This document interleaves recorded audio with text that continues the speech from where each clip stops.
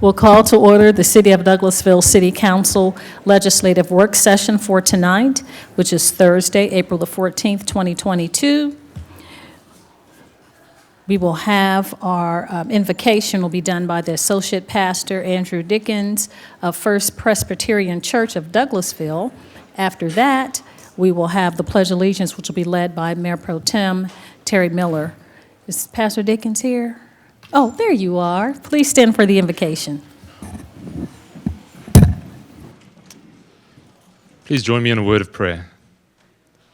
Gracious God, we thank you for the gift of this new day, for this spring season with the new life, the flowers, the bird song that we hear and see around us.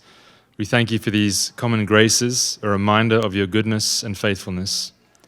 We thank you for the opportunity to gather today, for health and strength, the ability to engage in meaningful work on behalf of the City of Douglasville. We thank you for each and every person that makes up our community.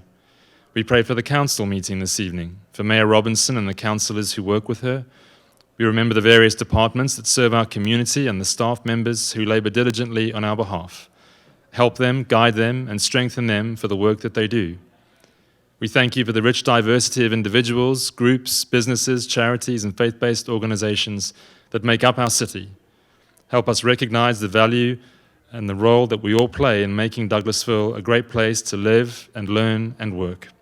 Empower us with your goodness, that we may know the joy of building a community that nurtures well-being in every sense of that word. We ask these things in your holy name. Amen. Pledge allegiance to the flag of the United States of America and to the republic for which it stands, one nation, under God, indivisible, with liberty and justice for all. Thank you so much, Mayor Pro Tem, for leading us in the pledge. And thank you, Pastor Dickens. Please give my regards to your beautiful wife and daughters, and Pastor Harper. Please tell him I said hello. Thank you for leading us in invocation this evening. We do have announcements and presentations. I will go over the protocol for the meeting, and then we will go on into our presentations. I would like to welcome you to the City of Douglasville's Legislative Work Session. This is a work session where agenda items are presented for discussion and no official action will be taken tonight. Official action will be taken on these items discussed tonight on next Monday at 6 p.m. If the business you are here for is not listed as an agenda item, there will be ample time under the agenda item comments from citizens and delegates section for you to discuss your business. Just a few protocol items I'd like to go over so that we'll all be on the same page. I know, we're getting some feedback. I ask that you would please keep your comments and presentations on a professional level dealing with the facts that are important for this governing body to make our decisions. We will not accept comments that are considered by the chair to be of a personal attack on any individual or group of individuals. You'll receive a warning from the chair, and if you deviate from this requirement, a second deviation will result in discontinuing to speak. We'll turn your microphone off. Only one person speaking at a time, please. Please do not applaud or react to speakers or speak from the audience, carry on conversations, or be disruptive. I remind you that we're only required to accept public comments during required public hearings on zoning matters. If you have a cell phone or electronic device, we'll ask that you would please put those in silent mode, or if you would turn those off so they will not be disruptive during the meeting.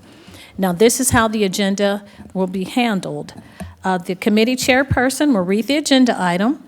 Then that person representing the agenda item or an applicant will make his or her presentation, and that will be the only opportunity to present the information to us. Myself and council members will possibly ask clarifying questions to help us make our decision on next Monday. After that, the committee chairperson will ask for comments or statements from the audience, and there will be 20 minutes in totality, 20 minutes for those that are in favor of the item, 20 minutes for those in opposition, and each person has 5 minutes unless you have a lot of people and you want to split up the time for 2 or 3 minutes a person, but each side has 20 minutes. Prior to coming to the podium, we ask that you would please fill out a card that gives your name and address. The cards are outside on the table, and you should have picked one of those cards up, put your name and address whether you're in favor or against the item, and then you can give that card to my city clerk, Ms. Vicki Acker, to my right, with the beautiful white blouse on. Each person only has one opportunity to speak. No reappearances. This is not a question and answer format or debate. We're just here to receive the information, deliberate, and be able to make our decision on Monday. If you have any printed material, we ask that you would please send that to the city clerk as well. She will make copies and distribute to us. And I think that is it. Oh, please make all of your comments to the chair when you come forward to make any concerns. So our first presentation is a presentation by myself of a proclamation in recognition of April 27th, 2022 as the 15th anniversary of being incorporated to the Douglas-Carroll-Paulding County's Alumnae Chapter of Delta Sigma Theta Sorority Incorporated. And we'll ask Dr. Elaine Thurman, the chapter president, to come forward, and I will read the proclamation and the letter of congratulations, and then we'll take pictures. But you can come forward, and after I read the letter, if you'd like to make any comments, that will be perfect. So you can go to the microphone, Doctor, and I'll read the letter. Office of the Mayor Rochelle Robinson, proclamation. In recognition of Delta Sigma Theta Sorority Incorporated's 15 years of service in Douglasville, whereas the 15th anniversary of Douglas-Carroll-Paulding County Alumnae Chapter of Delta Sigma Theta Sorority Incorporated is on April 27th, and whereas the Deltas have been an exemplary pillar of service to the Douglas County and Douglasville communities these past 15 years, and whereas that service has included providing school supplies to Douglas County schools and the Boys and Girls Club, organizing a blood drive with the American Red Cross, partnering with Cobb and Douglas Public Health to organize an on-site HIV testing and education event for the community, providing gift cards for youth in Douglas County Boys and Girls Club, and Operation Christmas, amongst many other things. And whereas that service has included providing civic education to the community through voter education and registration drives, educating the community on the duties of elected officials, hosting candidate forums, highlighting candidates seeking office in Douglas County, and hosting a Trailblazers in Law, social action, and civic engagement forum, along with many other civic-minded service projects. Now, therefore, I, Rochelle Robinson, Mayor of the City of Douglasville, and on behalf of the Douglasville City Council and citizens of the city, do hereby recognize the Douglas-Carroll-Paulding County Alumnae Chapter of Delta Sigma Theta Sorority Incorporated on their 15th anniversary and wish them a continued success in their endeavors in our city. So proclaimed this 14th day of April 2022. Let's give them a hand, please. Okay. And Dr. Thurman, I'll read the letter of congratulations, and then if you'd like to make some comments, you may, and then all of your sorority sisters can come forward in their beautiful red and take a picture with us as well. Office of the Mayor, dear distinguished members of Douglas-Carroll-Paulding County Alumnae Chapter of Delta Sigma Theta Sorority Incorporated, I am delighted to write this letter congratulating you on 15 years of being a positive and committed group of women serving in our community. Since being chartered here in April of 2007, the chapter has fostered positive relationships in hosting book clubs, promoting financial literacy, ensuring a foundation of public service, and cultivating the quality of life for the citizens of Douglasville. The service of Delta Sigma Theta Sorority Incorporated has shown that by supporting the Cultural Arts Center and Douglas County Connections, delivering teddy bears to sick children within the local hospital, creating Thanksgiving baskets for those in need, partnering with charities such as Breast Cancer Awareness, AIDS Awareness, and the NAACP for voter registration, your organization has a true commitment to service. The City of Douglasville is truly honored to recognize Douglas-Carroll-Paulding County Alumnae Chapter of Delta Sigma Theta Incorporated for not only 15 years in the community, but to many, many more years of positive camaraderie and service. Yours sincerely, your divine nine sister, Rochelle Robinson, Mayor of the City of Douglasville. Excuse me, let's give them a hand as well. That's a lot of reading. So Dr. Thurman, would you like to make any comments on behalf of your chapter? Yes, just want to say thank you to the City of Douglasville. We are honored, and it is a pleasure to service this great county. Yes, but we're going to be celebrating it a little bit earlier on the 22nd Okay. of April. Yes, So just want to make certain that that's the date that is listed, and we are ready for that photo op. Yes, ma'am. Well, you see, I have on Mrs. Beasley. I have on red. Where is she? I have on red today. This is really intensified pink, but I'm saying this right. No, but we would love to come around and take a photo with you. And if you don't mind, there are two Deltas that are senior staff members. Could they take the picture as well? Of course. Miss Chelsea and Miss Shayla, come on. Where's Miss Shayla? Is she here? Our community. Oh, she sat over there with her sisters. Excuse me? Okay, we'll come forward and take a photo. Thank you.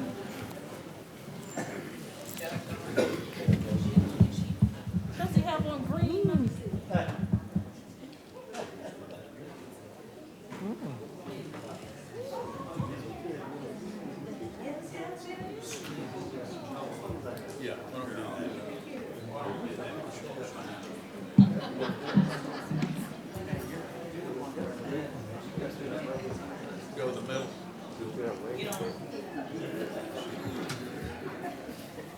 Oh, you're wearing the right color. Yeah. Blend right in. Yeah. It's going to be difficult to see all of us. You can just hold your hand Oh, up my. like bunny Well, ears on. I'm now, you know, the problem is, other than Estes, and he's not in the right color, I can't identify as a female. So, I don't fit in with them. Howard, just go out front and take a knee. Yeah, go ahead. Just lie across the ground. Don't come back here, whatever you do.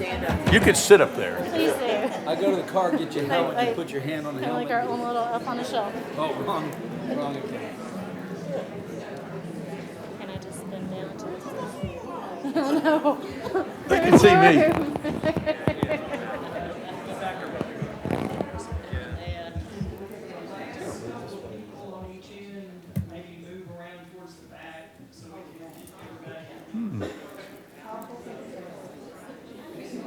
Or the front, depending upon how short you are.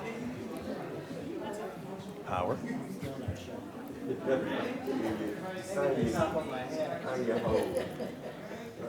Nice smiles. If you go back in the back, you get it. Okay. Thank you. So the old adage, I can't see the camera, the camera can't see me. That's true.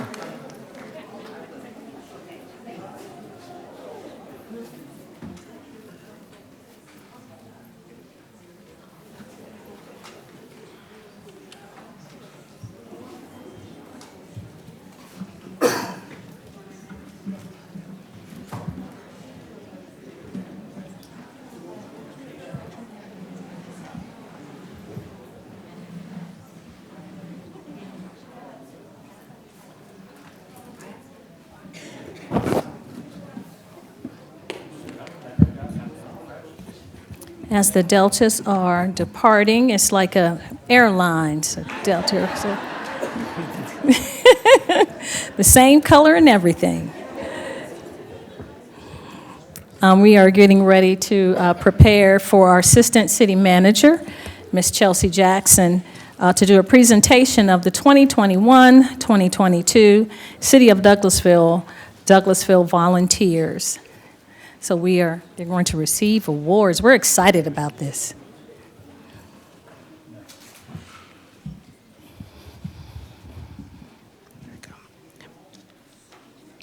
Well, good afternoon, Mayor and Council. Good Chelsea Jackson, 6695 Church Street. So as you all may or may not know, April is National Volunteer Month. It's a month dedicated to recognizing the importance of volunteering and honoring the significant contributions volunteers make by generously donating their time and talents to worthy causes. Also, April 17th through the 23rd is National Volunteer Week 2022, with the theme this year being Volunteering is Empathy in Action. Today, we celebrate our volunteers that serve on various city boards, authorities, and committees. These individuals had dedicated time and expertise to serve the city, and this evening we want to take the time to thank them. Each staff liaison will introduce their board and its members, and when each member of the board hears their name being called, please walk to the front where our city manager, Marcia Hampton, will hand out a certificate of appreciation, as well as a Douglasville volunteer pen displaying the words give, serve, and love. The city thanks you for giving your time to the city, serving the community, which shows that you love the Douglasville community and all you do. Immediately following this presentation, dinner will be held in the ballroom for mayor and council, volunteers, and their guests. Photos will also be taken at the ballroom during that time. The first board recognized today is a joint board with the city and the county. The city appoints many individuals to serve on boards with the county and carry out official duty in that order. The Douglas County Animal Control Advisory Board recognizes the following individuals who serve on the board: Tamara Manny and Miss Julie Hudson.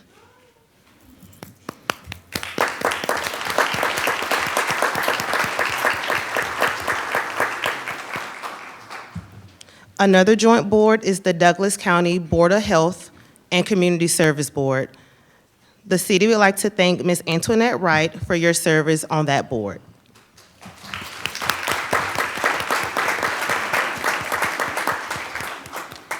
The Douglas County Library Board would like to thank Ms. Ursula Fouch for serving on that board as well. And Ms. Fouch was unable to be with us today. The Douglas County and Douglasville Water Sewer Authority would like to thank the following individuals: Carrie Rickton and Richard Siegel, for serving on the board. The next board being recognized is the City of Douglasville's Ethics Board. The Ethics Board receives complaints of officials, review, and processes complaints, and the purpose is to encourage high ethical standards in official conduct by city officials. The board members are as follows: Dr. Francisco Artley, Allison Frutos, and Ebony Phillips.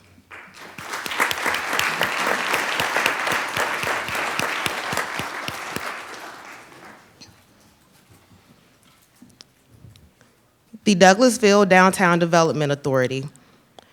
The authority seeks to revitalize and redevelop the downtown business district. It fulfills this mission by developing and promoting the public good, general welfare, trade, commerce, industry, and employment opportunities within the downtown district. In 2021, they were able to grant over $10,000 to downtown businesses through the Facade Grant Program. Great. By June of this year, the DDA will have granted $30,000 to downtown businesses in just 6 months and is bringing back some of the most popular events. The board members are as follows: Ms. Elena Hudson, Ms. Colette Jackson, Mr. David A. Wilson, Ms. Carol Burden, Mr. Scott Camp, Mr. Craig Bell, and Councilwoman Nicole Miller. Thank you for your service.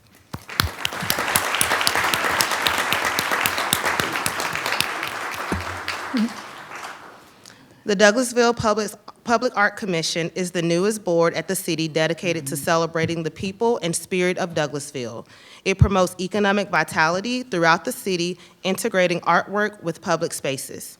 It seeks to enhance the visual environment of public spaces for residents and visitors through a commitment of public art. The commission members are as follows: Emily Lightner, Councilman Howard Estes, Denise Overfield, Monique Carruthers, Shirley Bayless, Dennis Connolly, and Craig Bell. Thank you for your service.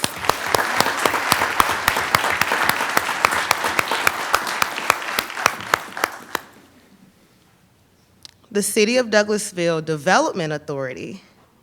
It was enacted in 1973 to attract and encourage the location of quality industry within the boundaries of the city, in hopes the community would benefit from the jobs created and property value enhancement. The current authority members have assisted with attracting the following companies, such as Microsoft, Bang Energy, and Switch Data Center. The authority members are as follows: Jeff Camp, Kathy Smith Curry, Leslie Chu, Scott Powers, Philip Sisk, Donald Watts, and John Williams.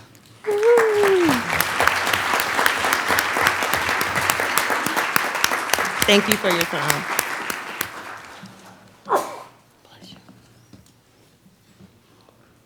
Now I'd like to call on Mr. Stanley Mirantes as he will deliver the next group of volunteers. Thank you. We go to big guns.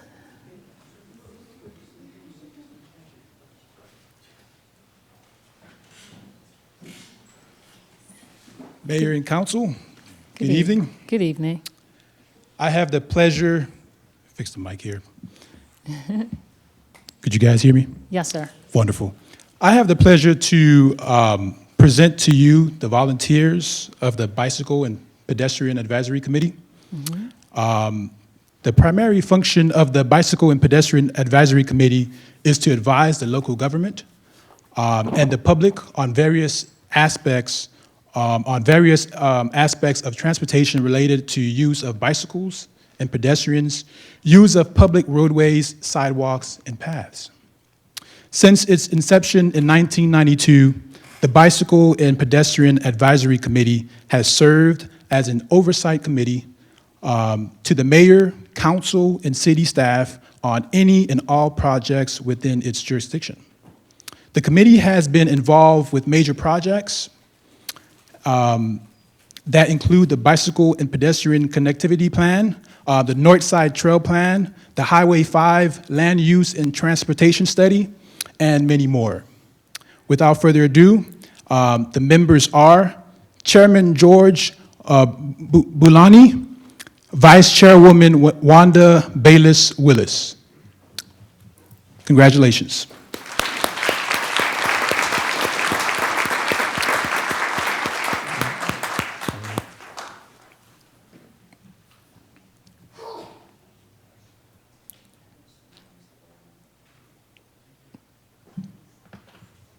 Again, congratulations. The second group I have the privilege to present to you this evening is the Urban Redevelopment Agency. Their primary function is to administer and implement urban redevelopment activities within the Opportunity Zone. Since its inception in 2010, the Urban Redevelopment Agency has served as an oversight committee to the mayor, council, and city staff on any and all projects within its jurisdiction. They have been involved with major projects that include the Dallas Highway LCI, the Highway 92 relocation project, and the cleanup of the old mill site, and many more. As the 10-year period for the Opportunity Zone incentive expires on December 31st of 2021, it marked a decade of thousands of dollars in tax credits that have gone back to employers in and around the New Horizon neighborhoods, and the Fairburn Road Highway 92 corridor as well. With the closure of this incentive, the mayor and council decided to keep the Urban Redevelopment Agency in act, which is a testament to its quality, insight, and advocacy for the Douglasville community. The members are Carl Burton, David Wilson, Jeff Camp, Philip Sinks, Councilman Samuel Davis, and last but not least, Chair Judge Barbara Caldwell. Congratulations.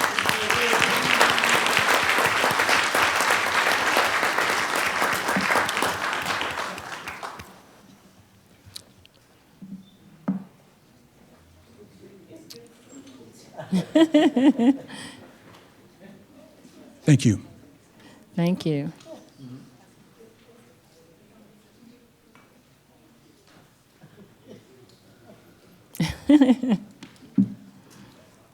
Good evening, Mayor and Council. My Good name is evening. Peyton Powers, and I'm the Tourism Program Coordinator at the Douglasville Convention and Visitors Bureau. Our address is 12385 Veterans Memorial Highway, Douglasville, Georgia. The CVB has an advisory board made up of representatives from various segments of the community. The purpose of the advisory board is to offer guidance and counsel to the tourism program manager within the organizational structure of the city, and for the tourism program manager to share information information regarding CVB activities and events with the members of the board. The board meets quarterly and have had 2 productive meetings this year, one consisting of a strategic planning session to help direct our upcoming efforts. Tonight, I would like to recognize our board, which is comprised of the following members: Amy Dobbins, Chris Bass, Emily Lightner, Karen Howard, Kim Ramos, Colby Davis, Michael Carey, Patty Wink, Rupal Hira, Samantha Rosado, and Tawana Ernest. Thank you.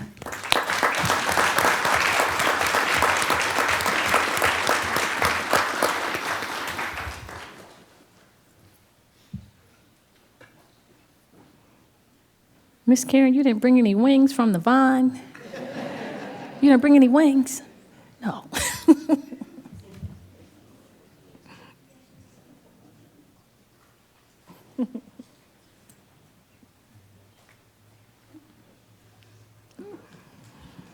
Good evening. Good evening. I need to grow. Jennifer. I know. Good evening.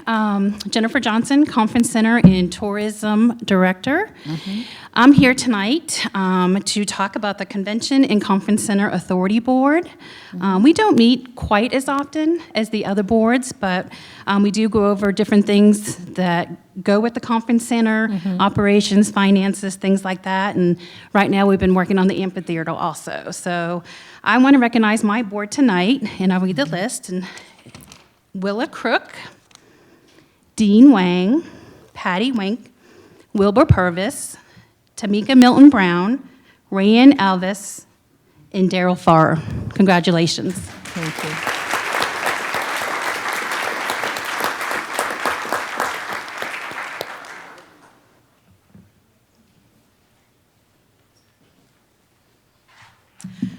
Good evening, Mayor and Council. Good Shayla evening. Reed, 6701 Church Street. I'm the Director for Community Development.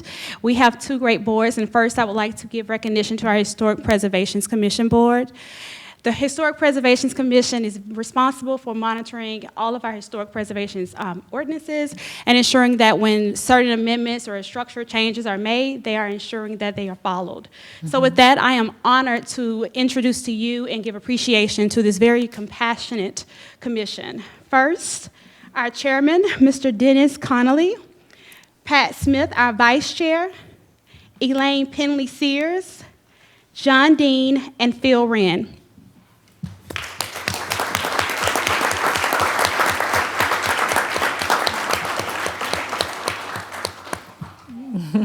Thank you all. Next, I have the pleasure of introducing our Planning Commission. As you all know, our Planning Commission has the responsibility of reviewing items before it makes it to your hands. This group takes the opportunity to ensure that rezonings, special land use permits, anything relative to map amendments or text amendments are reviewed with a second eye for your approval. With that, I am honored to introduce our commission. Francisco Artley is our chairman. Keith Burnett is our vice chair. Nathan Zachary, Mark Van, Natalie Fiegel, Ralph Benton, and Joy Bates. Thank you all for your time.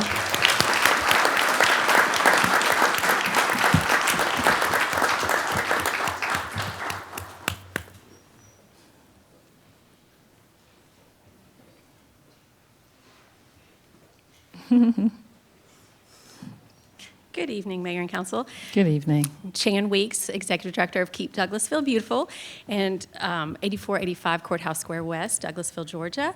I have the honor of presenting 2 boards tonight, the Keep Douglasville Beautiful Board and the Tree Board. We'll begin with the Keep Douglasville Beautiful Board. The Keep Douglasville Beautiful Board is a nonprofit grassroots leadership organization dedicated to educating our community about litter abatement, waste reduction, and beautification to help preserve the health and promote the social and economic prosperity of our city. As an award-winning affiliate of Keep America Beautiful and Keep Georgia Beautiful, Keep Douglasville Beautiful reaches all sectors of our city and provides events and programs that support a vision of a cleaner, greener, and more beautiful community, including in these events are the Church Street Farmers Market, which is starting here in just a few weeks, May 3rd. Our Mill Village Community Garden, biannual electronics and scrap metal recycling events, and numerous volunteer-based litter and beautification initiatives. And the board members are Tamara Manny, Julie Hudson, Sharon Hill Robinson, Mike Ruggiero, Monica Mosley, Sarah Petroselli, and Dawn Krause.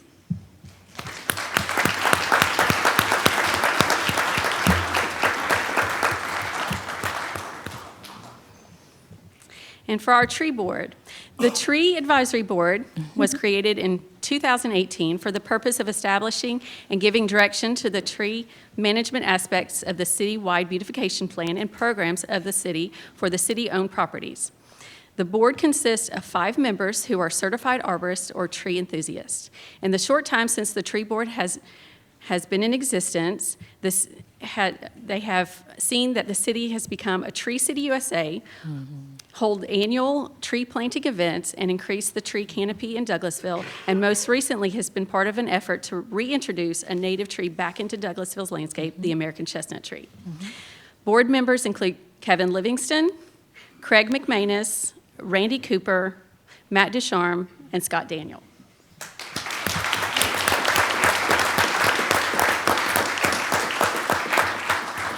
Thank you. Thank you. Award-winning Craig McManus. Hey, Craig. I said, you're award-winning. Hey, Craig. Got the state award. Greeting, Madam Mayor Greetings. And members of council. Chris Bass, 8830 Gurley Road, Parks and Recreation Director. I have the honor of presenting the Recreation Advisory Board. This board was reestablished in 2018 in conjunction with our accreditation process. And since then, they've been able to champion the renovations at Mill Village Park, Willing Workers, and Jesse Davis Park. Yes, sir. These members are Charles Jones, Francisco Artley, Kelly Bethay, Toby Foster, Faye Dobbs, Davin Abel, Barry Gamble, Eric Collins, Steve Horde, Chad Griffin, and Sherman Hampton.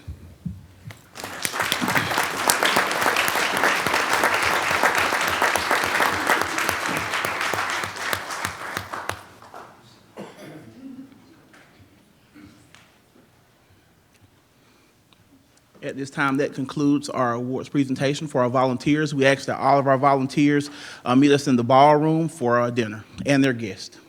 Thank you so much, Mr. Bass. I would ask the council if we can stand and give our volunteers a standing ovation. A round of applause.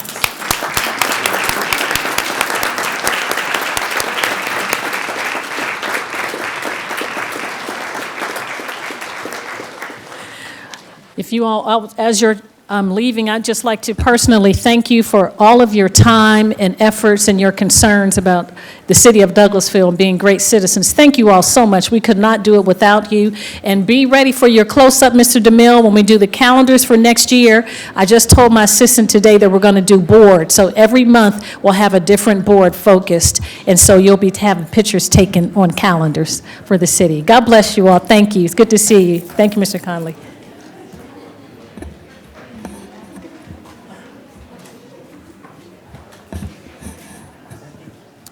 All right. Mr. Marcus, are you ready?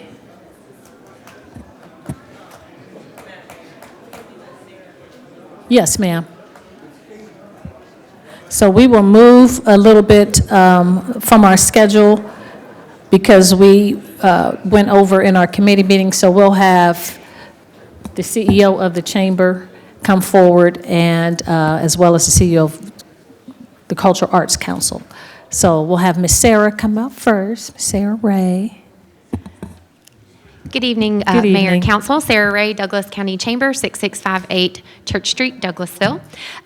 Just want to take a couple of minutes of your time. Thank you guys for your support for the Chamber and all of the initiatives that we do to drive business forward in our community. We've had a great year. I provided you guys with some very detailed information and on some of the progress and the new initiatives that we've been doing, as well as the support and services that we provide to support the City of Douglasville through the Convention and Visitors Bureau. So excited excited to announce that we are in the process of starting into our new 3-year strategic plan, which has a large focus on leadership development, economic and workforce development, member engagement or business engagement, and policy and advocacy. So we're proud to support the city in being that voice of business for the community and supporting initiatives such as the Redevelopment Powers Law back in 2018 and other things of that nature. So we have some exciting initiatives that we're rolling out this year. Some have already come to fruition. We're doing a lot of things in the equity and inclusion space, as well as some more specific programming for our small businesses, doing some roundtables, things of that nature, and proudly supporting our businesses through our This is Douglas initiative, which is kind of our new Buy Local campaign, where we celebrate the people and places and businesses that make Douglasville and Douglas County a great place to be. So I don't want to belabor all of the other progress and the things that you guys have tonight, so I'm happy to take any questions about the information that I provided to you guys at this time. Thank you so much, Sarah. You did provide information for us. We have it loaded on our tablets, and we just appreciate everything that you do for us at the Chamber. You are phenomenal, and you are doing an excellent job. Thank you. You never stopped during the pandemic. I mean, you continue to give as well to the small businesses. Do we have any comments from council? Thank you. If not, we'll hear from CAC. Okay. Thank you, Thank Sarah. you. Ms. Emily? Good afternoon, Mayor and City Council. Good evening. Thank you for allowing us to come speak with you today. I will be brief, as we know we're on a tight agenda, but I'll try to be thorough, as well as the CAC is looking to have additional funding this year. So just a couple points that I want to highlight on. You should be able to have everything on your tablets pulled up with our PowerPoint and information. So just a couple things about how the arts make an impact in arts driving tourism. And looking at the total economic impact for the creative industries for the state of Georgia was $62.5 billion. And the creative industries represent 5% of all employment and 4% of all businesses' revenue in the state. Arts unifies community, and studies show students who participate in the arts are 3 times more likely to graduate with a college degree, 3 times more likely to be recognized for perfect school attendance, and 4 times more likely to be recognized for academic achievement. Creativity is among the top 5 skills sought by business leaders, and arts improve healthcare. This is very important for the time during the pandemic, and this was something that was very important to the CAC, keeping the arts in the homes, working with Visit Douglasville, doing the fence gallery at the plaza at Unner Park. We gave out free craft bags throughout the community to keep arts in the home. We shifted everything virtually, so we still continued our programs, but we just took that shift that we had to take. And showing that arts improve the healthcare, 78% of healthcare institutions deliver arts programs because of their healing benefits to patients, i.e. shorter hospital stays, better pain management, and less medication. Also, individuals can benefit from art on both physiologically and psychologically levels, with art as a form of expression and release. And instances of depression and stress are significantly reduced, and this is very important in this time as well. And exposure to the arts makes people more often open to other people's viewpoints. Interactions and social bonds make it through that art can help increase the community's social capital. Art has a long-term effect of helping boost our brain function, boost mental and emotional health. Art helps process trauma, express difficult feelings, and work through experiences. And we are showcasing all that in our public art initiative that we are trying to push out through the community more. We have a lot of accomplishments in 2021, and we are so grateful for your many years of support, whether it be in kind or through donations, sponsorships. And we have been able to build up our cash reserves. And we've presented 9 outstanding exhibits. We expanded our Art on Loan program, and which is also featured at City Hall that we change out every quarter. And we recruited 15 new art instructors, adapted, safe, and sold out Spring Break Arts Camp, Summer Arts Camp.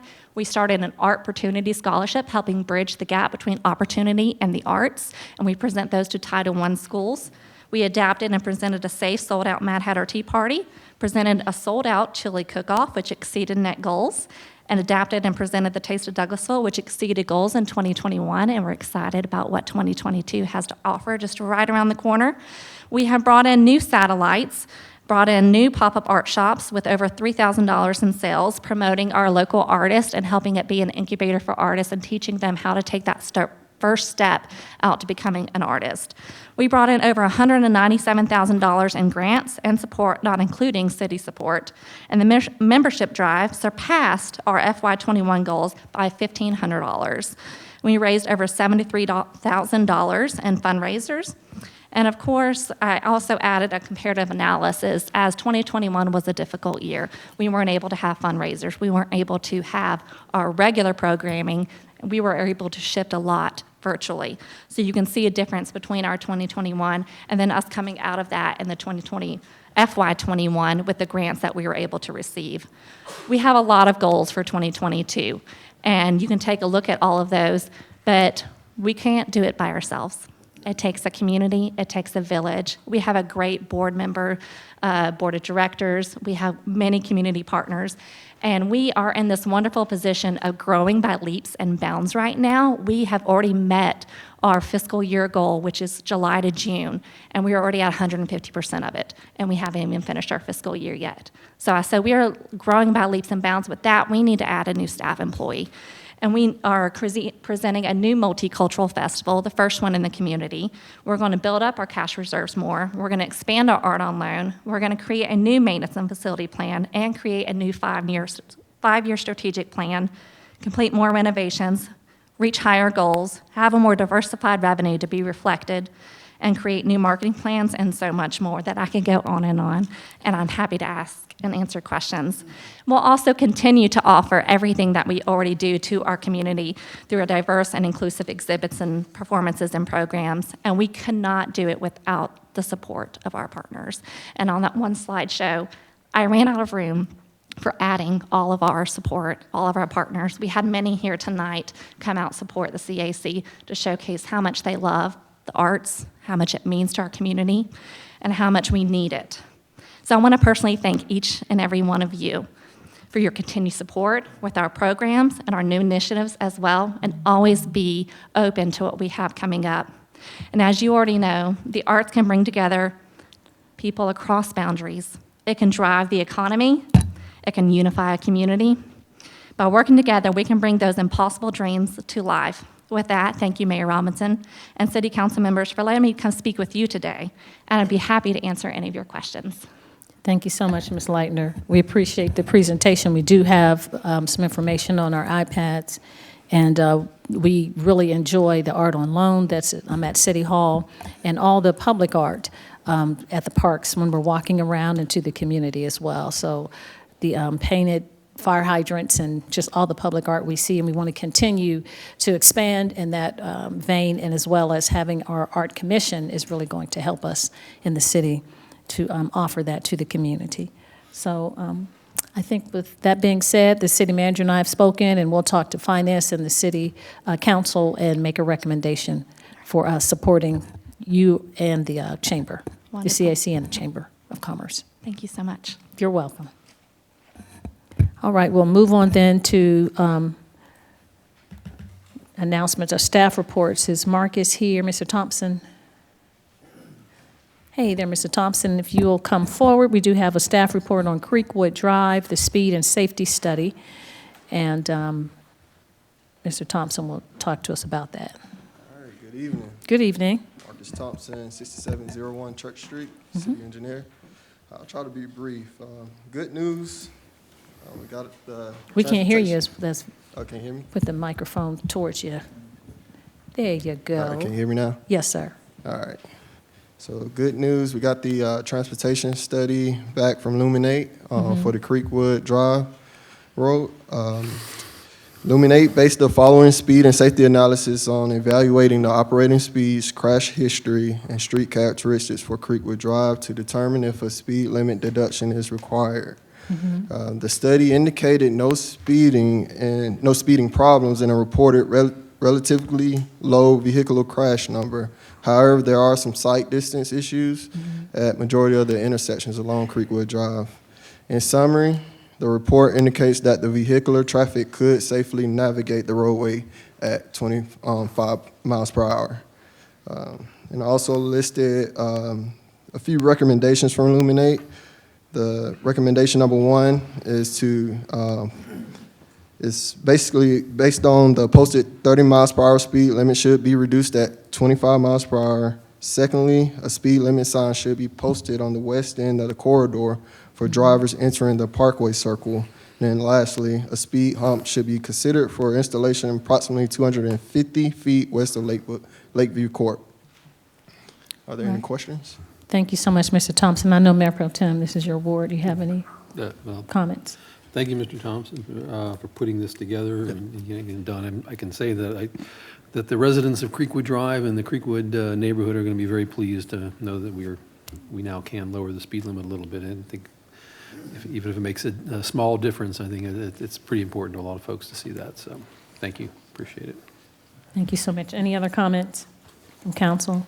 Yes, ma'am. Yes, sir. Councilman Davis. Marcus, we're going to get off the record just for a little. The meeting that we had at Willing Working Park about the speed breakers and the stop sign. Have you got any update on that yet? Yes, sir. So we're currently sticking to the purchasing policy. So we're sourcing 3 different vendors to provide the installation of the speed humps for us. I think we currently have 2 thus far, so we're waiting on our 3rd vendor. Once we receive that, we'll proceed.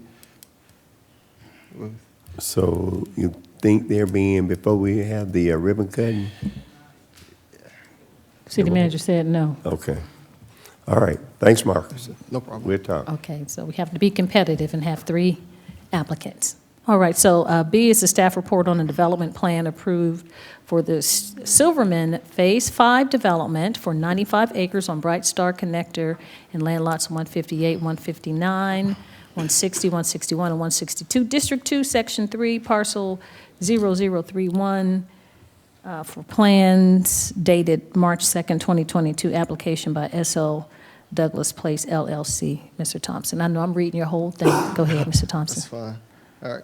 So the applicant, SL Douglas Place LLC, previously submitted a development plan application, proposal package, package that depicts an office and allowable use in the office distribution zoning district and a distribution center / warehouse of permissible use in a light industrial zoning district. There are 4 flex buildings along the frontage of Bright Star Connector totaling approximately 168,000 square feet on 18 acres of the overall site area. In addition, the site plan indicates approximately 1.2 million square foot warehouse building on 81 acres of the overall site area. There are 182 parking spaces and 113 truck parking spaces for the office distribution property. The site plan also shows 378 car parking spaces, 293 truck parking spaces, and 296 truck loading spaces for the light industrial property. The building elevation plan shows the facade materials consisting primarily of concrete and glass with metal accents. I have attached the application, site plan, and building elevations. City staff, we reviewed all the documents, and we want to recommend approval for this development based on the following conditions: that an NFPA sprinkler system is to be required for any structure over 5,000 square feet, and in addition to an alternative parking plan to accommodate the requirement of 420 office parking spaces and 1,000 distribution center / warehouse parking spaces. And this is basically for transparency. We spoke with the applicant, and we're currently in talks working on the alternative parking plan.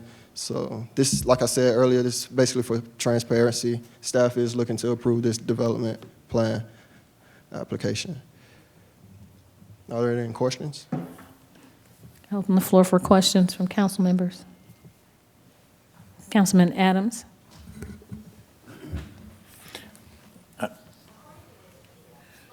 Mr. Thompson, what would be an alternative parking plan to accommodate those requirements? Looking at the site plan, I'm just curious what was the reason for that condition, and how would you go about taking care of that condition?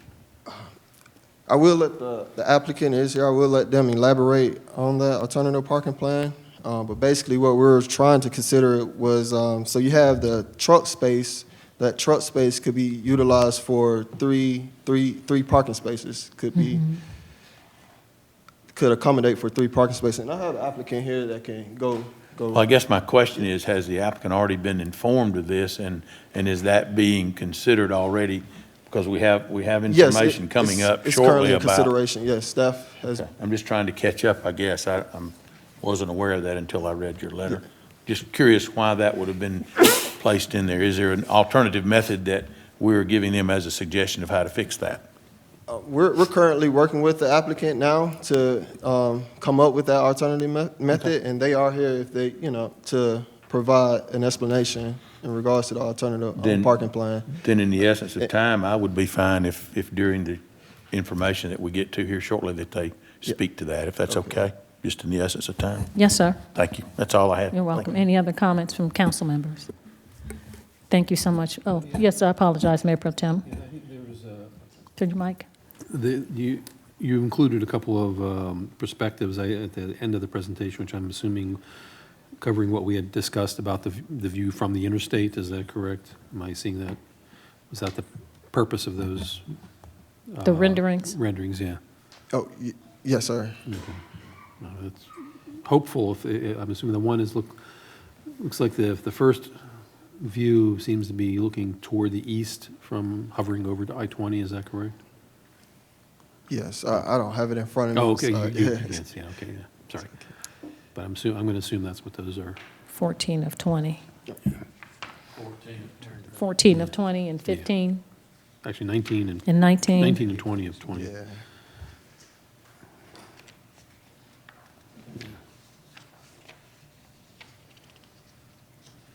The last 2 pages, Mr. Thompson. So then, if I might ask a question then, Mr. Thompson, now that I know there was some concern at one time about the view from I-20 as you travel through our city as to what you would actually see. And I'm assuming that this is a rendering or a picture of that building with the elevations taken into consideration and the trees that would be left to screen that building from the interstate. Is that correct? That's correct. And are these elevations actually accurate shots, or is this just something that's just dropped in? I mean, are you aware?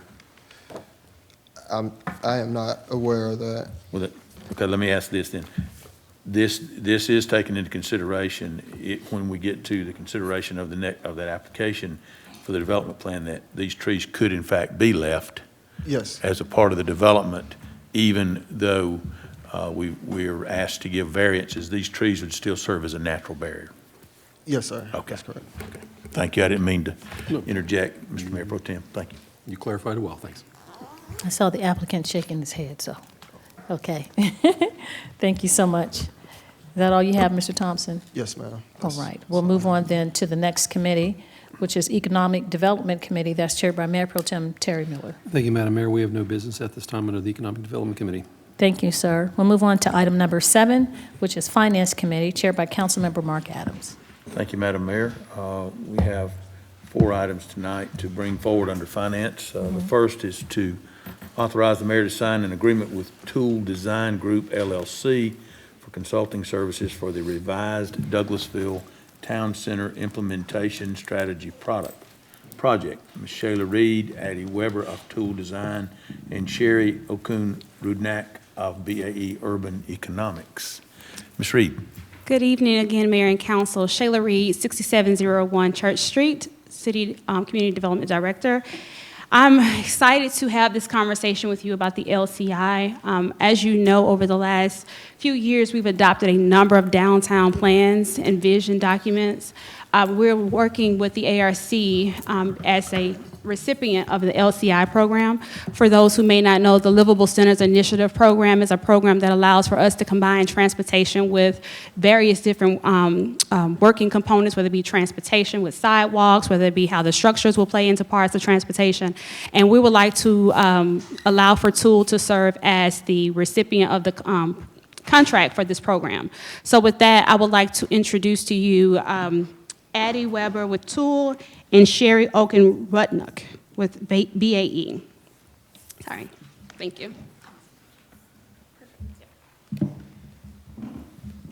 Good evening, council.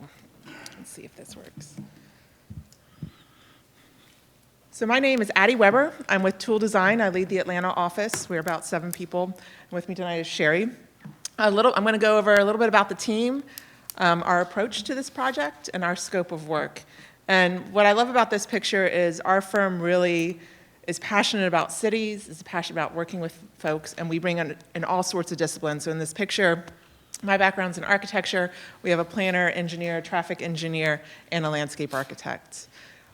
I will be serving as a project manager for this effort, but the people you see on the screen are going to be involved throughout the project, and you're going to see them in the public, walking the streets, taking measurements, and doing all sorts of reconnaissance and working with the community. So Tool Design, for those of you who don't know Tool Design, we're about 250 people and 17 offices and really focus on multimodal transportation. So our sweet spot is putting people first. That's what we do. We recently wrapped up a big project in downtown Atlanta on Peachtree Street, which is looking at a shared street downtown. But we do work all over, and we've been working with BAE and Sherry's team up in Woodstock and a little bit further south in Villa Rica. And we're also working with Cooper Carry is on our team for this. We worked with Cooper Carry on the North Side Redevelopment Plan. They're a great partner. They bring a lot of vision. I used to work at Cooper Carry about 20 years ago, so I really appreciate their vision and their passion that they bring to communities and their realistic approach, along with Sherry's realistic approach to the market and economic study. So our approach for this project will build on a lot of your great work that you've done to date, make walking and biking enjoyable and wonderful, catalyze private development in downtown, facilitate informed community decision-making, and provide a realistic roadmap forward. Now, to do that, we have 3 kind of buckets in our scope.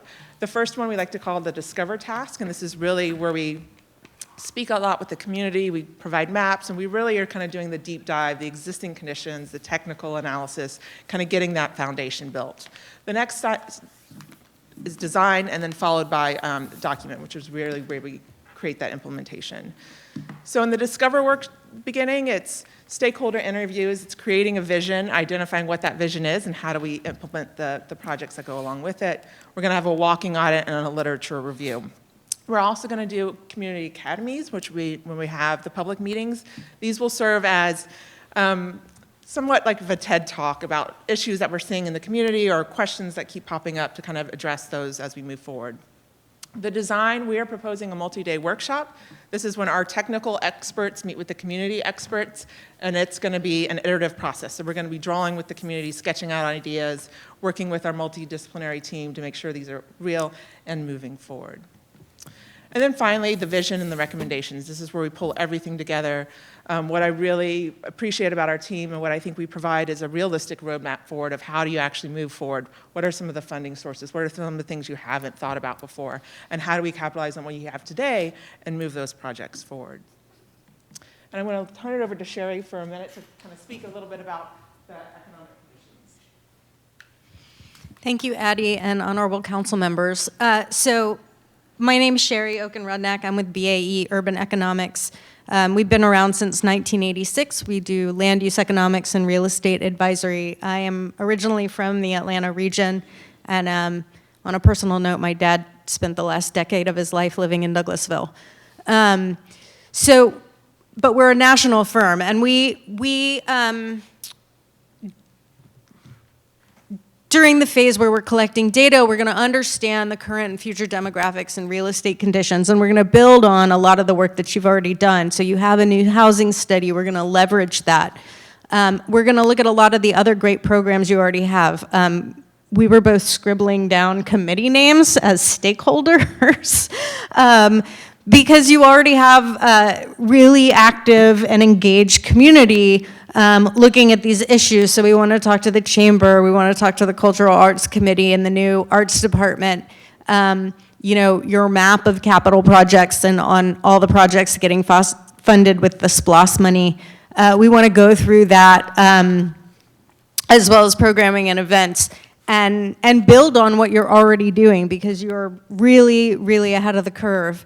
And then So we're really going to identify the catalytic sites to use that'll help strengthen downtown as a destination, and we'll do pro forma analyses to test feasibility and recommend redevelopment and activation strategies. One of the things that I do is I help cities and counties negotiate public-private partnerships and make sure that, you know, there's an even playing field between the developers and the city. I actually just went to the city of Winder, where we worked as the same role on their downtown master plan update, and went in and did a joint session with the DDA and city council members to talk about how to think through and prioritize goals for catalytic sites owned by the city. So I'm really excited to be here, and I'm going to turn it back to Addie. Thank you. So we have about a 9-month process that we'll be through. We need to wrap this up by the beginning of December 19th, 15th, I think is the deadline for that. So we will be moving quickly with a lot of community outreach this summer going into this fall as we wrap it up. And that is all I have.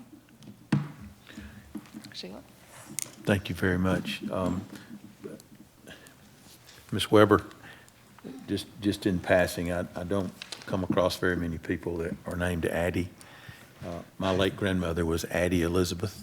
And Get out of town. My full name is Adela Elizabeth, so. Well, thank you for that presentation. You're welcome. Yes.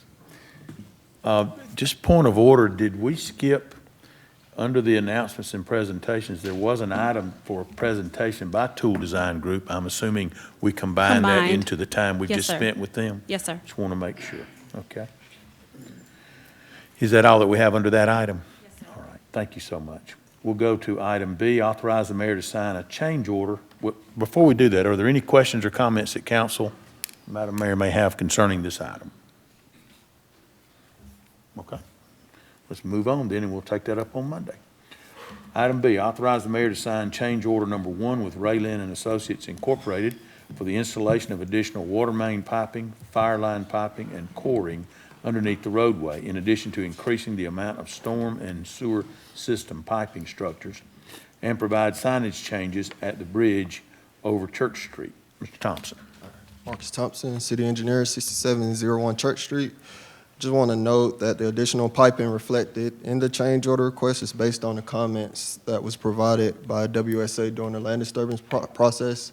I have Barkley Ritchie here from CPS that will provide more details and also explain the change in signage.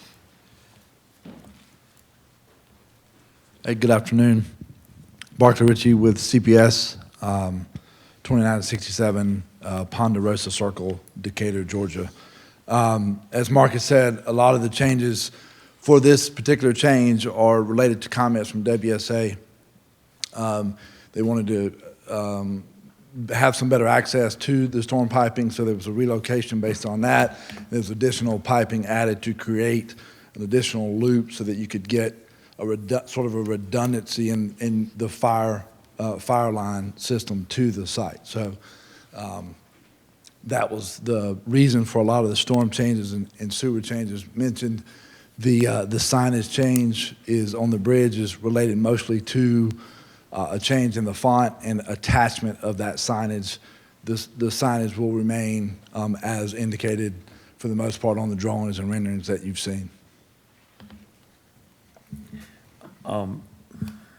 Question, Mr. Ritchie, you mentioned that a lot of these changes as far as the storm and sewer system piping and so forth are related to comments made by the WSA. Yes, sir. I understand that they also have some work that they'll be doing as a part of this process, and this has nothing to do with what the WSA will do. This is just a part that the city would be responsible for, correct? Okay, okay. Questions, comments? I have one. Yes, go ahead, Mr. Davis. Yes, will this be it for the change order on the WSA and the work that you have to do? Or we run into other change orders? So we would yes, sir, we would anticipate other change orders. That we have received other change orders, not for this particular change, just for other items. But I do want to just kind of clarify something. This is a change order to Ray Lynn's construction contract, but however, it is still within the overall budget for the project, so we're not asking for additional money for the project, just to be clear. Right, thank you for explaining that. Thank you for that transparency, sir. Yes, sir. Others? Okay. We'll then go on. Do you have anything else on that, Mr. Thompson? Okay, we'll then move on then to item C. Thank you all. Appreciate it very much.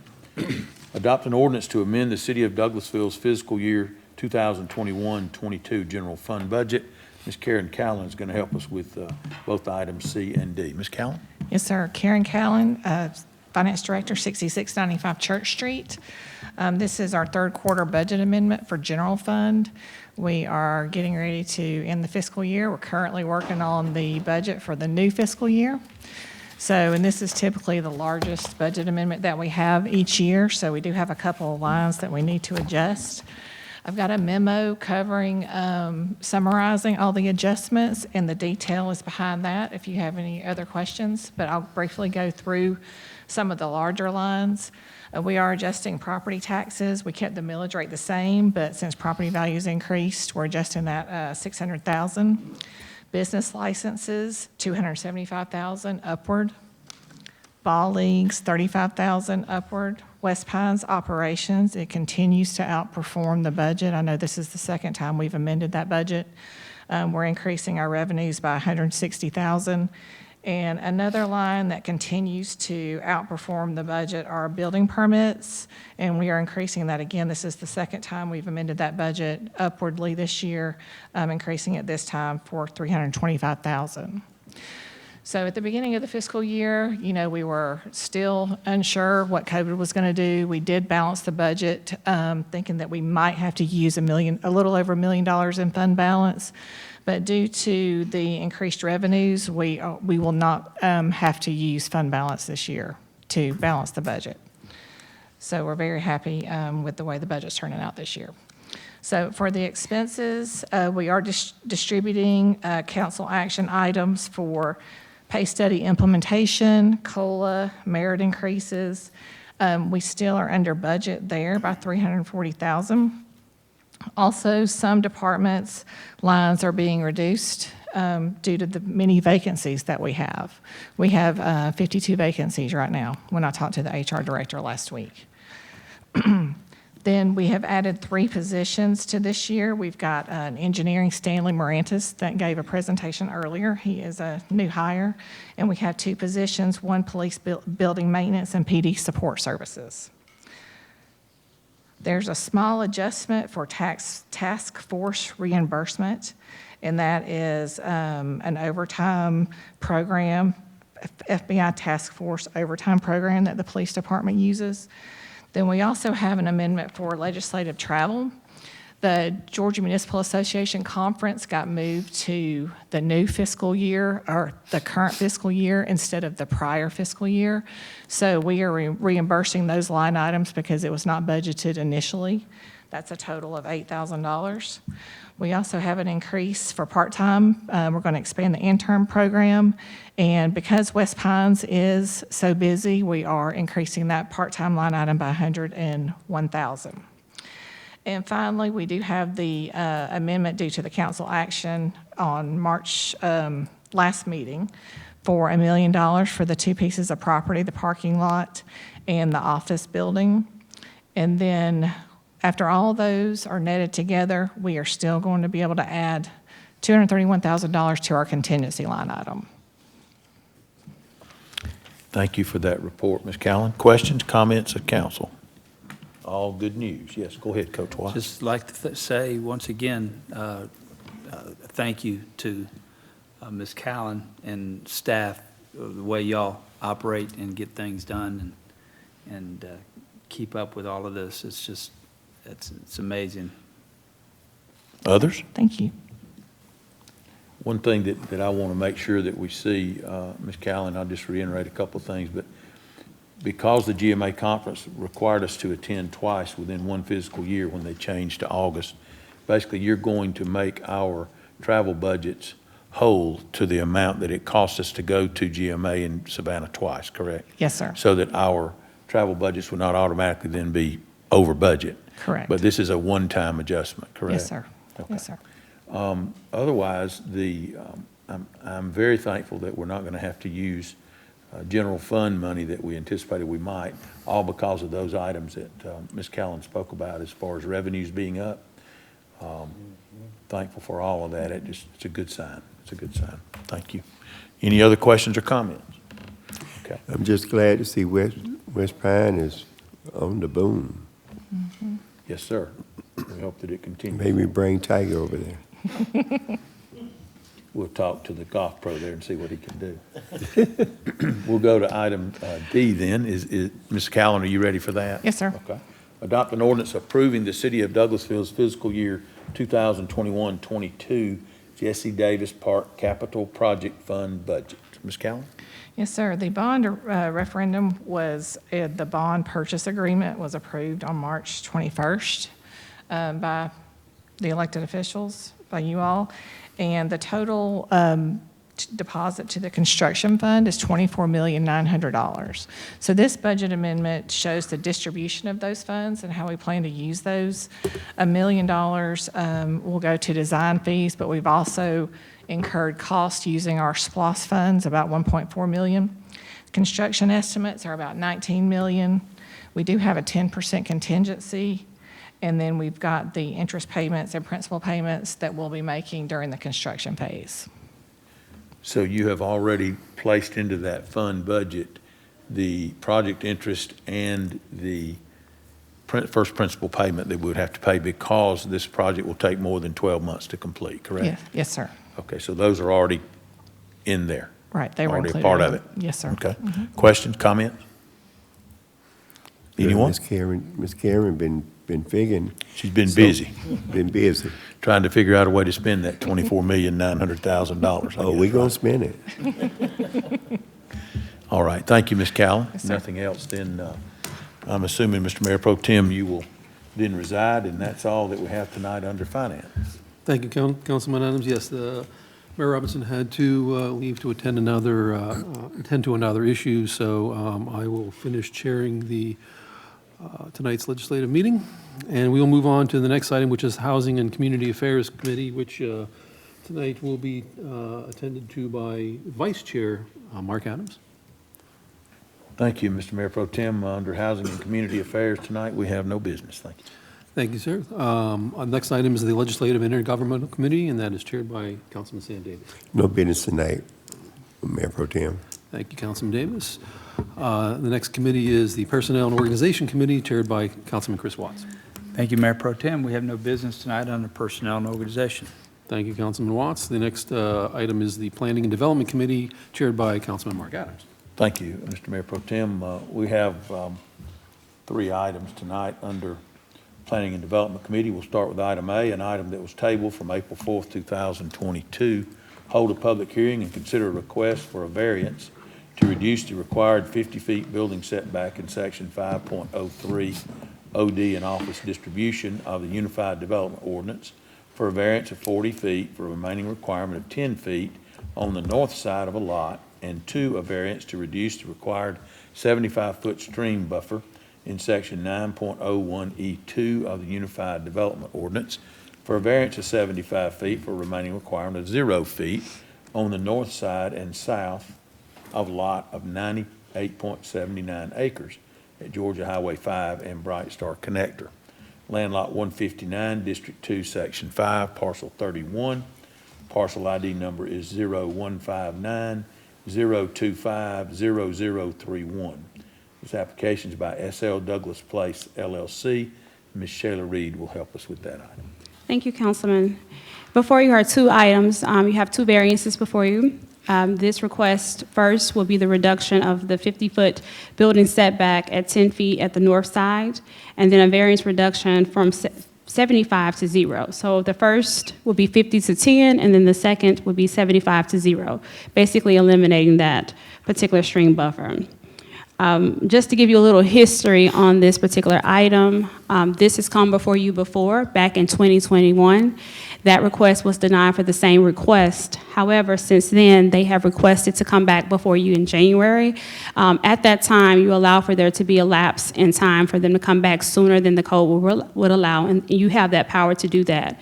With that, you gave the direction for them to speak with Georgia EPD to receive such stream buffer clearance before they come back. On, I believe it was March 11th, we did receive that approval from EPD that allows for them to move forward. However, there were conditions that are granted in that approval. In review of that, the city engineer and myself have sat and reviewed those particular conditions. We believe that if those conditions are met, that stream buffer confirmation or clearances will be handled with that, with those additional clearances that the state has provided. In addition to EPD's items, we did review the traffic study. We identified in the traffic study that the highest level of traffic concern will be a level of service of C. That does not bring us major concerns with that. The only item, and I will note, that will bring any concerns is not on the property, which is the level F. I believe I gave a chart in my staff report that identifies Highway 5 and Dallas, I think it's Dallas Boulevard if I'm correct there, but it's basically saying far down away from the site is where their concern is. So on the site, it's not producing any traffic concerns based on the traffic study provided. And that concludes my report. Thank you very much. Thank you. Ms. Reed, I appreciate your help there. Okay, this was tabled from April 4th, so we do need to hold a public hearing and give opportunity for anyone to speak. Is that correct, Mr. Mayor Pro Tem? That would be correct, sir. So I don't know that our mayor made mention of that tonight in her opening comments, but you all know the rules as to the public hearing. So I will give, I'm assuming we would need to allow the applicant, S.L. Douglas, to come forward and give any new information concerning this. I know that we've heard it and it's been discussed in several meetings, so I'm assuming that Mr. Joe Fowler will be helping them with that. Mr. Fowler, go ahead. Yes, sir. Joe Fowler, Post Office Box 49, Douglasville. Good to see you all tonight. Here is Mr. Holden Sabato, who is with the Silverman Group, and then, of course, you recognize Howard Ray, who's the design engineer. Did you receive the handouts that we had provided earlier? Marcia, have these been circulated? We had them electronically, and they may be loaded in, but I thought if you just have these before you, it would be helpful so you can see where we are. And, Mr. Chairman, if I can have a little bit of leeway, I didn't know if we were or were not to speak with respect to the development plan. Some of what I will say deals with that, if that's okay at this point, Mr. Chairman. I have no problem with it. That's why we came up early. We didn't know if you'd have questions with respect to that. Everyone knows that this company has been involved in the city of Douglasville for some time. They have 2 buildings on the east side of Bright Star Road, north of the connector. One of those is 518,500 square feet. That was, by the way, done in 2 stages. You may recall that that was done. And then the second building, all those fully leased, by the way, the second is 336,000 square feet. That all began way back in 2018. They've been extraordinarily successful. I looked, the taxes paid on those properties, those alone, at that part, $425,000 in property taxes. And at no point has this developer asked for any tax abatements. Silverman also is currently in the final stages of a 4th building that's at the intersection of Highway 5 and Gurley Road, also north of the Bright Star connector. That one's also 500,000 square feet. It's 90% through at this point. You'll remember, of course, that this particular property for which we're seeking the variance was rezoned in March of 2020. That was rezoning 111 acres. That is between Bright Star connector and I-20. It was for flex office space along the connector and then light industrial below. And that below portion is south of the gas line that runs east-west across the property. The initial plan, you may remember, you'd be thinking it was the 3 buildings. Those 3 buildings together were just over 1.12 million square feet. In fact, there it is. Thank you very much, Sally, for doing that. The closing on this property took place in October the 23rd, 2020. That would have been, of course, after a DRI was requested of the Atlanta Regional Commission and Greta, and approval was granted by both of those, and the property was then purchased on October the 23rd, 2020. It was properly zoned, of course, at that point. The Silverman Company has owned this property now for roughly 18 months. Detailed engineering followed all of that, and what was discovered on the west part of the property, under one of the three buildings that had already been designed for that site that you saw when it was rezoned, there was a wet area. When storms occurred, there'd be a wet area that required buffering. And so Howard's office made the normal application for that stream buffer variance, while at the same time, the Silverman Group submitted a similar state variance request. And of course, as Shelley mentioned earlier, last summer, the city did not grant the variance, which simply, by the way, the city's portion expands the state's 25-foot variance. And that put us in the situation that she also mentioned of having essentially a mini moratorium that said we couldn't come back for 1 year, although there's an ordinance provision that says after 6 months, you can consider it again and make a determination as to whether or not you will permit the application to come shorter than the 1 year period. You granted that in January. And then, as was mentioned, and you've got the letter before you, the state granted approval on March the 11th. And that letter simply states the 8 conditions that are spelled out there, all of which are perfectly acceptable to the applicant. So we're returning tonight to request the same stream buffer variance. We're at the same time requesting a setback variance from 50 to 10 feet, and Howard will discuss that in just a moment.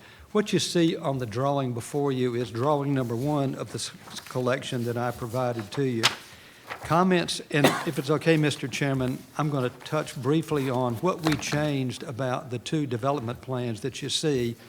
I know you have already passed over that agenda item, that was 5B, but with your permission, I'll just briefly go over that with the first 3 documents in that package.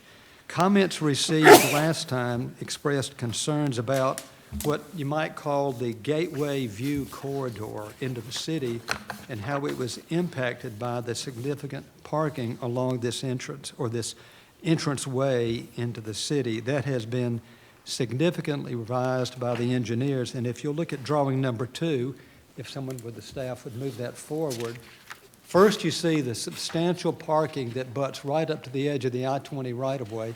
That was drawing 1, but here's drawing number 2. And you'll see the changes that address a great deal of that. There is substantially more green space and or plantings along I-20, and there's also been a reduction in total parking. Mr. Ray can talk about that in just a minute. So significant buffering, a large portion of which is already there, but an additional portion of which will be added. That, of course, is a development plan issue. It's not a variance question. Next, the plan also follows the council's expressed desire to move toward something you might call Livable Centers Initiative, this new urbanism concept of moving the structures forward along the connector. And that happened not only with the first one, but you see it more significantly here. That was the general idea, as I mentioned, with drawing number 1 that you saw last time, but in this case, we have significantly enlarged the structures along the front, as you see drawn there. The concept, in part, is to shield the larger building from street views as persons are driving by. And you also notice on the drawing that's now before you, this drawing number 2, is that the roundabout that was shown on plan number 1 has still been retained. And of course, there'll be sidewalks along the parkway, along with significant street trees that you see there. Next, if you'll just flip to the next slide, it's number 3 in your package, and I'll just read these briefly. It's a notation from the engineering firm that increased landscape screening along I-20 is there due to, and it's been available because of, reduced trailer storage. I just noted about the larger buildings along the connector to block the view of the main warehouse. You have the tree-lined Bright Star connector that we believe significantly beautifies the road, creates basically the feel of a corridor, which what I'm sure the council has been interested in. We've got amplified stormwater management systems through the utilization of the previously occupied trailer storage space, and that has enabled us to reduce the impervious coverage. We've got significantly decreased stream impacts, improving environmental imprint, increasing buffering to the neighboring lots and I-20. And then, Mr. Ray can talk about this if you wish, separated car and truck drives allow for smoother flow of traffic. And then we reduced the number of curb cuts along the Bright Star connector. Now, number 4 is a view of what will be seen from I-20, and that is simply an artist rendering of the point of reference that you see below. That's where that drawing is depicted, and that's what you'll see from I-20. And that's what we hope with drawing number 2 we're able to accomplish. And then the last, number 5, this is a view along Bright Star connector of what has been proposed for the structures. These are larger than what you saw last year, actually larger than what you saw almost 2 years ago when it was originally zoned. But this is a view along Bright Star connector. Now, quickly moving back, Mr. Chairman, to the issue about the variance. Thank you for the leeway to do those together. As it concerns this item, the state approved the request, as was noted, and all of those conditions are acceptable. Silverman complied with all of the state and national criteria, and seeking the state-level permit retained significant number of consultants to assist in that process. And after the application of all those state and national criteria, the permit was granted. Howard can address any specific issues you may have with this, what we really think is a localized wet weather area on the property. But I will note, as I said earlier, when the property was initially zoned a couple of years ago, the buildings proposed at that time did require the same variance that you have before you tonight. The other thing before us is the notion of the variance from the street setbacks, and with your permission, Mr. Chairman, Howard will address that. Thank you very much. Thank you, sir. Good evening, Mr. Ray.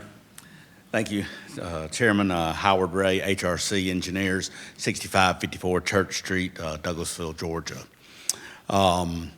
I guess I would start first with the questions about the alternative parking plans, if you're okay with that. So we had to do the same thing in phase 1, 2, and 3. And basically, the way the city has done it in the past, and me and Mr. Thompson talked a little bit, and I told him that that doesn't scare me with that condition, is that we did 2 things. One, the city has always, the way they've calculated it, they've allowed the truck spaces to count as more than one space, because I think if you read it, it's kind of vague in the code. So that's the first thing. But what we did for phase 1, 2, and 3 was we provided the city a letter of what the standard parking ratios based on client needs with the majority of the Silverman projects. And so that, along with the, we'll call it the old counting method, that was approved as an alternative parking plan. To be honest with you, I didn't even really think about it as we revised the plan. One of the comments that was made during our meetings was, wow, look at all that parking. And so we tried to address that, So we believe this is sufficient parking for all of the buildings. So we believe that we can document that and make the city comfortable with that. So that would be the first thing. And Ms. Shayla said I had the clicker. Now, I am definitely technically challenged, but I told her not to bother Joe. That works. Now I'm questioning am I going the right way. I just want to point out a couple things. Talking to the stream buffer variance, I know that Mr. Mettler from the city called me the other day, and he asked a specific question, so I want to make sure that it's conveyed to you guys also. So this is the original plan. What I want to point out mainly is this big parking lot to the bottom left. This is under the original application. Hopefully y'all are looking the same thing I am. So you see the creeks that work towards Bright Star Road, okay? So And all of the stuff, as we were working through EPD and all, that was all in those submittals for that to be disturbed. But in our revised submittal, you'll see that that creek is untouched. And I believe, and Holden, you correct me if I'm wrong here, that we actually updated the EPD to pull that out of our request. So, but you know, everything that all of the live streams that come from the Bright Star Road direction will remain untouched. We will not be getting into the state nor the city buffer. So just want to point that out because that was a lot of impacts. Just want to point that out. So that also is a dual purpose. It addresses some of the other comments relative to the gateway viewing coming out of the west. So by staying out of that, you know, not only do you end up with not paying any more additional credits to EPD and paying those things and permitting, but we also keep a natural buffer there. So hopefully you remember this picture here. That is basically from going westbound and getting on the entrance ramp. And what I want to point out is this. There is about a 30-foot hill from the interstate up. That entire hill is on interstate property. So we will not be taking that down at all. Now, right over the top of the hill 10 feet, yes, I'm cutting it, but we are not disturbing that hill on the interstate. So that will continue to have you that corridor view shed, I think is what they call it. Now, I will admit, I did ask GDOT if I could get in there, and they said no. So, but at the end of the day, we're not there. So that was the main thing I want to point out on that. I will stop because I can go on all night, but I got a kid playing baseball right now, so I'll go quick if y'all go quick. Going forward, yeah. So the big thing I want to point out there is in the, if you remember when we went through zoning, there was a mentioning of, hey, what about, you know, I was talking parkway corridor, that type of view shed down the connector. It was mentioned, well, what about the idea of bringing it forward, going with the more new urbanism, the Livable Centers initiative, you know, to create that vibe so that you push the parking to the back, you screen the parking. So I think most of us would all agree that I'd rather look at a building than a large parking lot, right? And so there's been a change in our industry over the last 10 or 15 years of not having these parking fields out where everybody can see them. So here's the original submittal. First thing I'd point out, we had approximately 60,000 square foot in buildings. We're now 160,000. Second thing is you look across around the gas line and you see all that truck parking. Probably better part of 350 spaces that would not have needed a parking alternative plan. But when we go to the new one, you'll see that that's greatly reduced. So that gives us a lot of opportunities also to break up the views. As you'll notice, we also took out the entrance between the 58,000 square foot building, 44,000 square foot building on the connector. So I think that's a good thing from a traffic standpoint. Also, if you look at the road that comes into the roundabout, and then I'm gonna say the driveway, so the driveway that comes into the roundabout, and then the driveway that goes between the 44 and the 25 on the right, that is our main truck routes. The far left, going towards the Bright Star Road, will be an auto entrance. I expect that there'll be some truck movements there from this flex, but that is the main purpose of that is to bring the autos directly into an auto parking for the 1.2. And then over on the right, on the Academy side, you can, I don't know if that makes a red dot, but it basically allows me to come out and it exits out on Concourse. And I believe, if I go from memory here, I'm not a lawyer, but I believe that Concourse is restricted from truck traffic for our facility. I don't think it is for Academy, but I think it is for our facility through an HOA, CCRs, and so forth. So that will definitely be a no truck movement there. So just really want to point that out, even though I show a connection out here on the right, on the east side, that'll be an auto only. But we're trying to really focus the trucks at the roundabout, and then at what will eventually, you know, in this plan, we'll actually do some improvements there to the old Gurley connector intersection. So that intersection will be improved.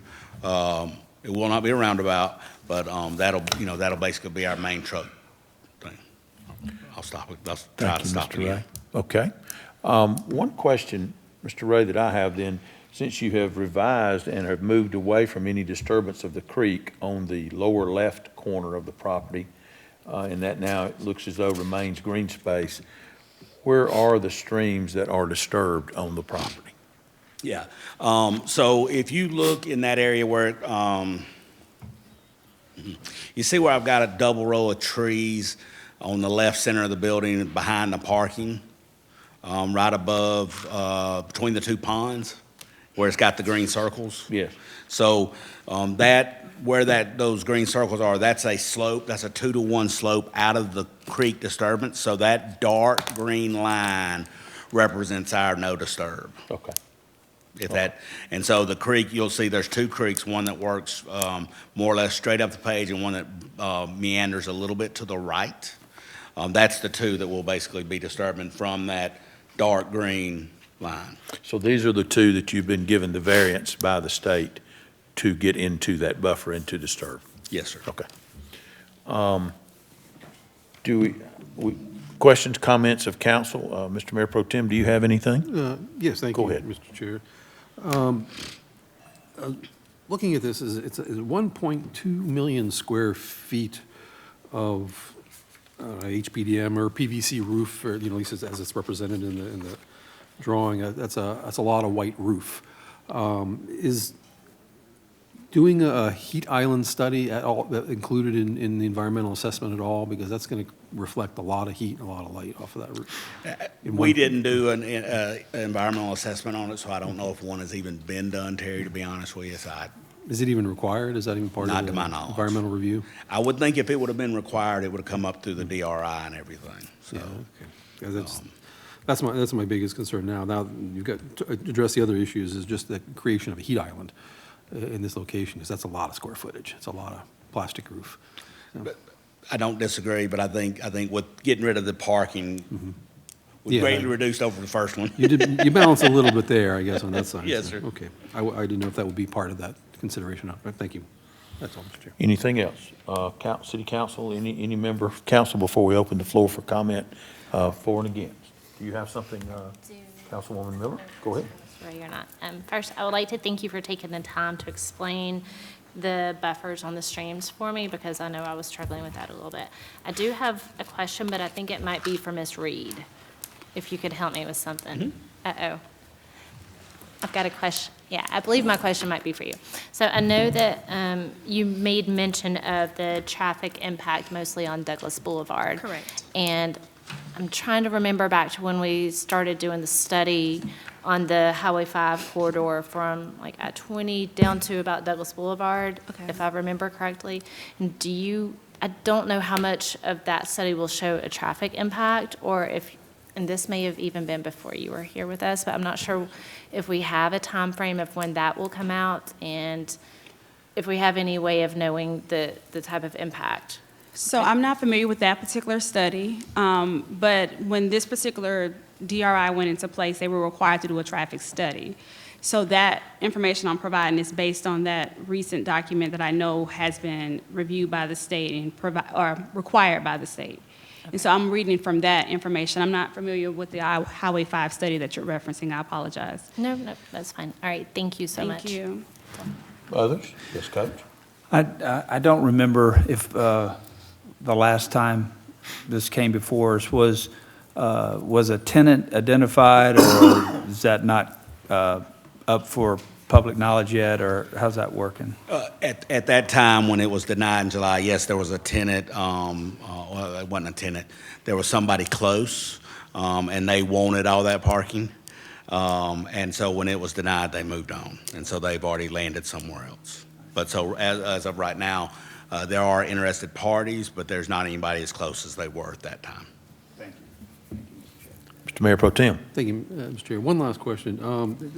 My colleague, Councilman Estes, made a comment a while back at one of these hearings, which he said that nobody ever seems to come up with a traffic study that fails. And I guess I would like to, maybe it's a somewhat rhetorical question, but is there an answer to that question? Can a traffic study fail? What is the threshold at which you're declined?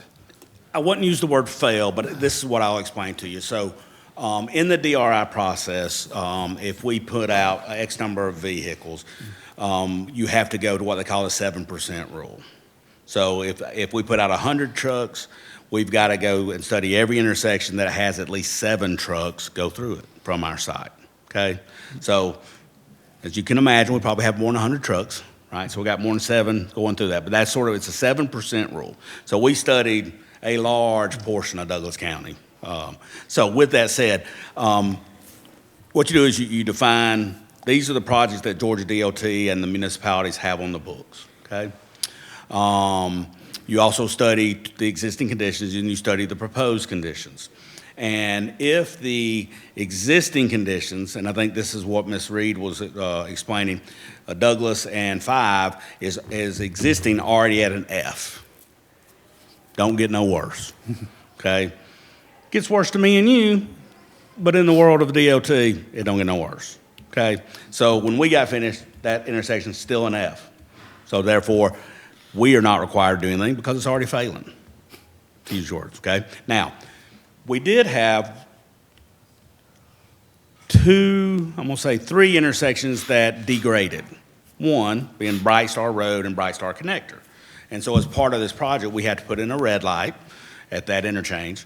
The northbound right turn lane, we have to about approximately double the length of that. The connector, the left turn lanes basically all have to be lengthened or roundabouts. And then long range at the very end, there is an improvement that the DRI, I'm going to try to use the right words, I hadn't read it in a while. It basically says there needs to be a collaboration between the city, county, and the developer and developers for the Bright Star 78 Highway 5 interchange that is already having issues. And the recommendation there was to add a traffic signal at Bright Star and 78, make it be one, I'm getting nerd on here, so bear with me, have one traffic controller that runs both the 78 5 light and the 78 Bright Star light, so it makes it work as one interchange. So, you know, here again, I'm an old DOT guy, but I'm not a traffic guy anymore. So that was one of the projects. And then the other one was at Gurley and 5. And at that point in time, you may remember, that was before we came back and basically abandoned Gurley and Wood and rerouted to the roundabout, okay? So the roundabout and the connection on the connector and all, that's what brings those back to the level of service of, at least to where they are today. I would guess it goes better with a red light. So does that answer your question? It sounds like the way you're describing it's almost like the building code in the same sense. You never really denied the project. You just required then to ameliorate the traffic through and it may take you to an extreme. Like, you know, if you're saying you can only have so many square feet in a building before you have a firewall or a 2-hour wall, you might be required to go to a 4-hour or go through to some great expense to make that work. So you never really deny. You just simply said, okay, you have changed train lanes. Here's your list of projects. Yeah. Okay, I see. Thank you. That's what I have ran into in my career. Okay. Mr. Mayor Pro Tem, if I may interject, I believe Ms. Reed gave us information about the performance of those DRI studied intersections and how they were affected and what grades they were given as a part of this information that she's given us. Is that correct, Ms. Reed? That's correct. They all were either C or B, which are still really great performing roads. I was just trying to get to the root of the Sure. question, which was, you know, Sure. has there ever a project been Good denied? question. Good question. So, thank you. That's Okay. Other questions of council before we open the floor for comments? Thank you, Mr. Ray. I know we've gone over our time, I'm sure, but our city clerk has not given me the bong yet, so I'm going to continue until she stops me so that we can get through this. Is there anyone here that would like to speak concerning this application, either for or against? If you would please come forward, identify yourself, let us know whether you're speaking for or against. We would open the floor for that now. I see none, so we will close that portion of the public hearing. And if there are no other questions, I have to actually restart here. It's gone way past my time. If there are no other questions, then we will close the public hearing. And if there are no other questions of council for the applicant or for staff, then we will move on. Take this up on Monday night. thank you all for your input. We appreciate you being here and appreciate your patience. Happy Easter. Thank you so much. Item B.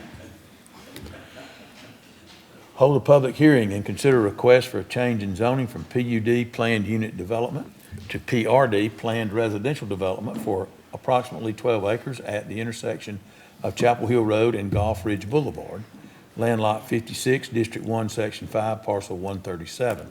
Parcel ID 005-601-50137, application by Woodland Apartment Communities, LLC, care of Julie Sellers. Ms. Reed.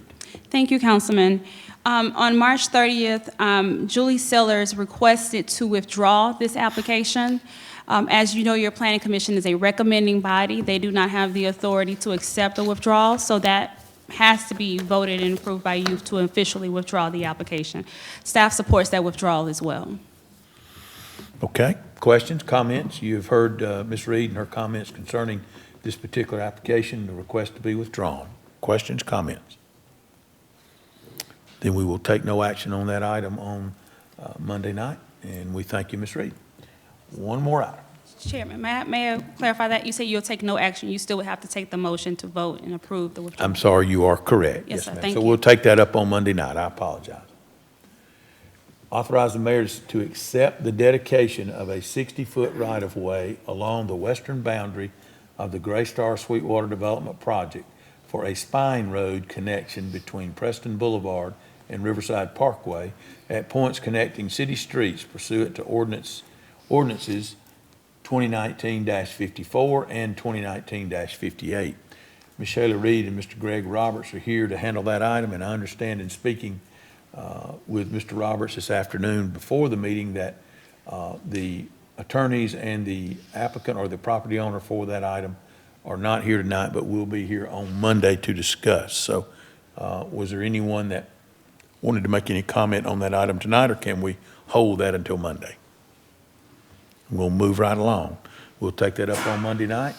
We thank you very much, Mr. Mayor Pro Tem, and that's all that we have tonight under Planning and Development Committee. Thank you. Thank you, Councilman Adams. Much appreciated. Moving on to the next committee, that would be the Public Improvement and Beautification Committee, chaired by Councilwoman Nicole Miller. Thank you, Mayor Pro Tem. We have no business this evening for Public Improvement and Beautification. Thank you, Councilwoman Miller. The next committee is Public Relations Committee, chaired by Councilman Howard Estes. Thank you, Mayor Pro Tem. We have one item this evening.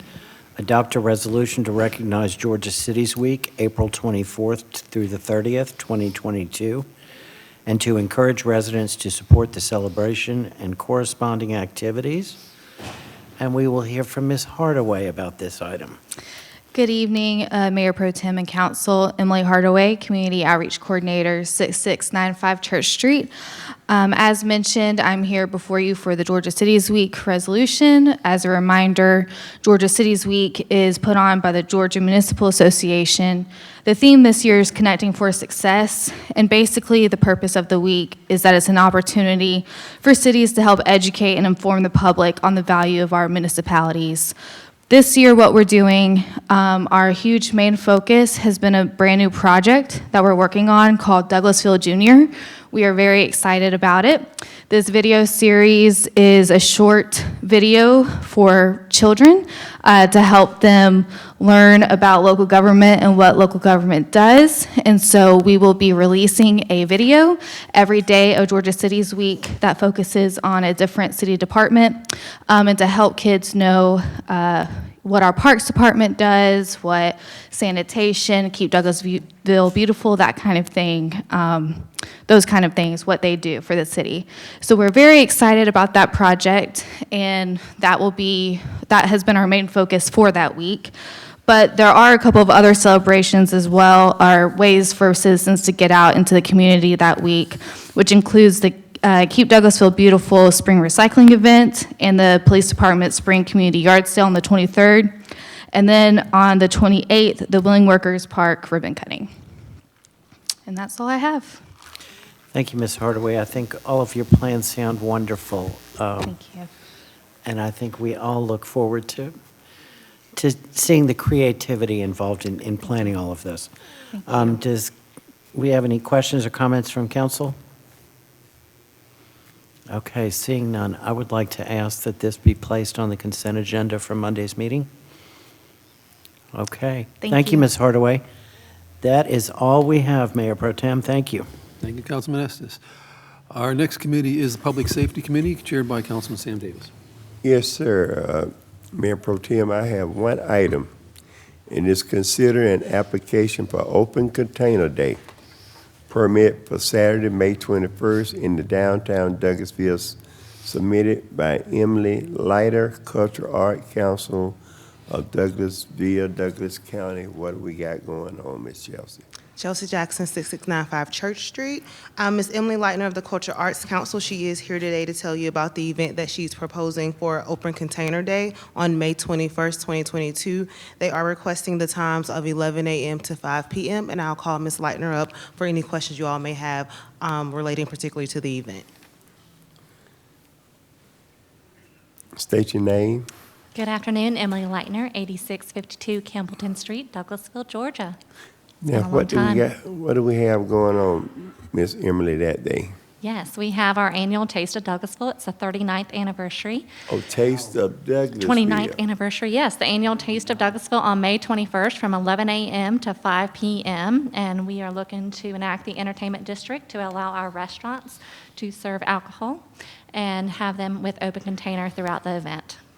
That's from the grits to the Inner Gables, or from the grits all the way to Blue Rose? I believe the entertainment district is to Gabe's, is that correct? No, From the back of Cheetos all the way to Blue Rose? Yes, sir. It does go all the way to Blue Rose. So it starts right here at O'Neill Plaza, and it'll go all the way down where Gabe's is, jump over to Gumbo's, Fabiano's on that street, and go all the way down to Blue Rose. Okay, will there be signage up, or? Yes, Get so. with the chief? Yes, so after you all approve, we go through proper protocol, so we actually notify all restaurants. We ask if they want to be included in the open container district. All of those restaurants that would like to be included receive a particular color wristband, and then we notify the police chief as well as the entire public safety department to ensure that they know the individuals that will be participating will have a certain color wristband, as well as they have certain cups that they have to carry from the restaurants. I like the wristband, I like everything. And from what, 11 to 5? Yes, sir. Okay. Question from the mayor and council. Mayor Pro Tem and council. Okay, we good? Well, I'd like to put it on the consent agenda. Thank you, sir. And for Monday, so you want to come back, Mr. Lightner? Just get it ready. Okay, that's all I have, Ms. Chelsea, Mayor Pro Tem. Thank you, Councilman Davis. Our next committee is the Recreation, Culture, and Tourism Committee, chaired by Councilman Chris Watts. Thank you, Mayor Pro Tem. We have one item tonight, reappoint Faye Dobbs Carter to serve as the post-7 representative on the city's Parks and Recreation Advisory Board for a term expiring February 15th, 2025. Ms. Jackson. Yes, sir. Chelsea Jackson, 6695 Church Street. Ms. Faye Dobbs has served her first term on the Parks and Recreation Advisory Committee and wishes to be reappointed. Staff does recommend her reappointment to the board. Thank you, Ms. Jackson. So she just finished her first term? Yes, sir. Okay. Any questions? Yes, Ms. Councilman Davis. Jackson, did we put it out there if anybody else was? Yes, we have. So she is for a particular ward seat, so we did put it out there for that post, and no one else qualified in that ward. Coach, if I Yes. might add, Ms. Carter is here tonight. Yes. Is she not? Yes, sir. She was out in the foyer, and I don't think she was aware that she was about to be reappointed. I mean, she's okay with that, right? She is. I do want to have make sure we don't do it in email. her absence and her not. Oh, no, I do have an email stating that she wished to be reappointed, but she was recognized today as a volunteer. Thank you. Yes, thank you. Any other questions or comments? Okay, thank you. Well, with that being said, we will place that on consent agenda, if that's all right with everyone. Well, you want to wait till the mayor get here on Monday? Will the mayor be here Monday? Well, we could do that so Yeah. that she can probably make comments also. So we'll just hold that over till Monday. Thank you, Ms. Jackson. And Mayor Pro Tem, that's all I had tonight under Recreation, Culture, and Tourism. Thank you, Councilman Watts. Next committee is the Technology Committee. As temporary chair of the whole, I will defer that committee report to the Vice Chair, Councilman Howard Estes. Thank you, Mayor Pro Tem. We have no business this evening. Thank you, Councilman Estes. Our last committee is the Transportation Committee, and as Vice Chair, I'll also defer that to the ranking member, which is Councilman Mark Adams. This is transportation, is that correct? Correct. I'm lost. Okay. Authorize the mayor to sign an agreement with Georgia Power Company to participate in the electric vehicle charging make-ready program and all associated documents. Ms. Mann? Alicia Mann, Graduate Fellow, 6695 Church Street. What you have in front of you is an agreement with Georgia Power using their make-ready program to bring electrical vehicle chargers to our parking deck here by the conference center. What this program does is basically Georgia Power will be responsible for giving us installing the electrical charging infrastructure, and we will be responsible for the chargers itself. We are proposing to do 4 chargers now and 4 chargers later through the exact same program. They're to be placed on the ramp leading up to the second level of the parking deck on the same side, sharing where sharing the same wall as the conference center.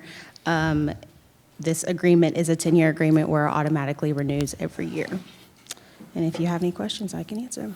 So are we responsible for the installation, the cost of the installation, or do we just have to provide, or we're just agreeing to provide the space? Just to provide the space. So Georgia Power will they'll handle the cost of the installation as well as if they need to maintain the infrastructure or anything like that, they will do that. Okay, so when I was looking at the schematic today, and I couldn't really figure out where they were going to be located. Ms. Mann, repeat that. Tell us where again. So if you were to walk out this side door where the conference center is and you take a left, it's those parking spots right there. On the left? Yes. Okay, as you go up the first hill here. Correct. Okay. How many? That's some of your parking spaces there, Coach. I'm sorry. Yeah, I don't have anything on my car that plugs in, though. But how many parking spaces on the left, did you say? So it'll be 4 now and 4 later, so it'll take up, we are using dual chargers, so it'll be 2 ports on each charger, so Okay. it'll be 4 spots. All right. Okay. Thank you. Other questions, comments? I would assume that since the mayor would be the one signing, that we would need to allow her to have discussion on Monday.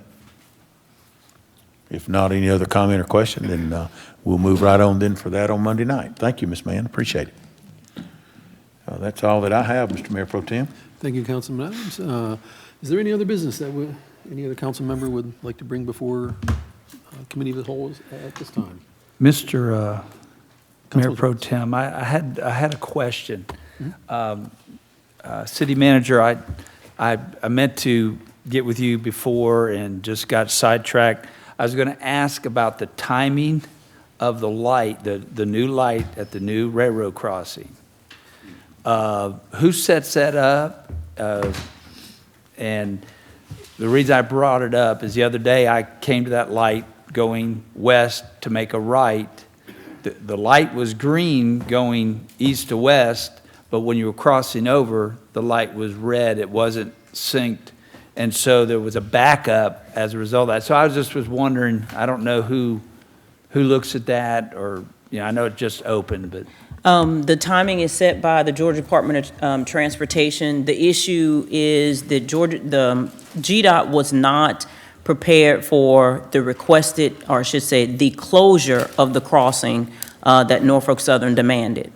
So they had to respond fairly quickly. So when you received that email from Greg Roberts, that was because GDOT had reached out to both he and I on that Tuesday and said, hey, FYI, please see this email that Norfolk Southern will be out today to close the crossing.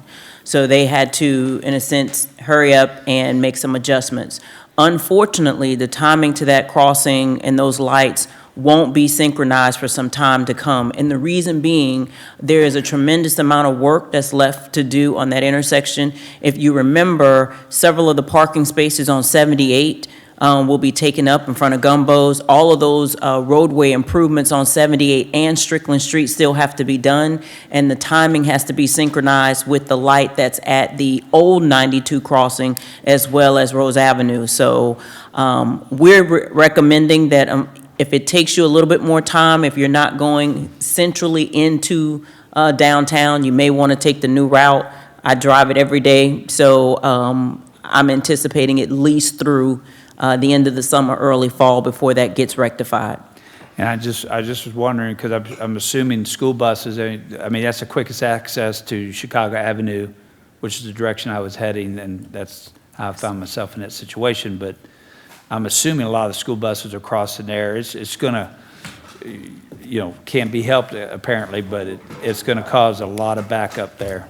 That is correct. So we're, doing our best to, advise people to take the new route. We've even recommended to GDOT on the north end and the south end to recommend people take the new route unless they specifically have business in the central part of downtown.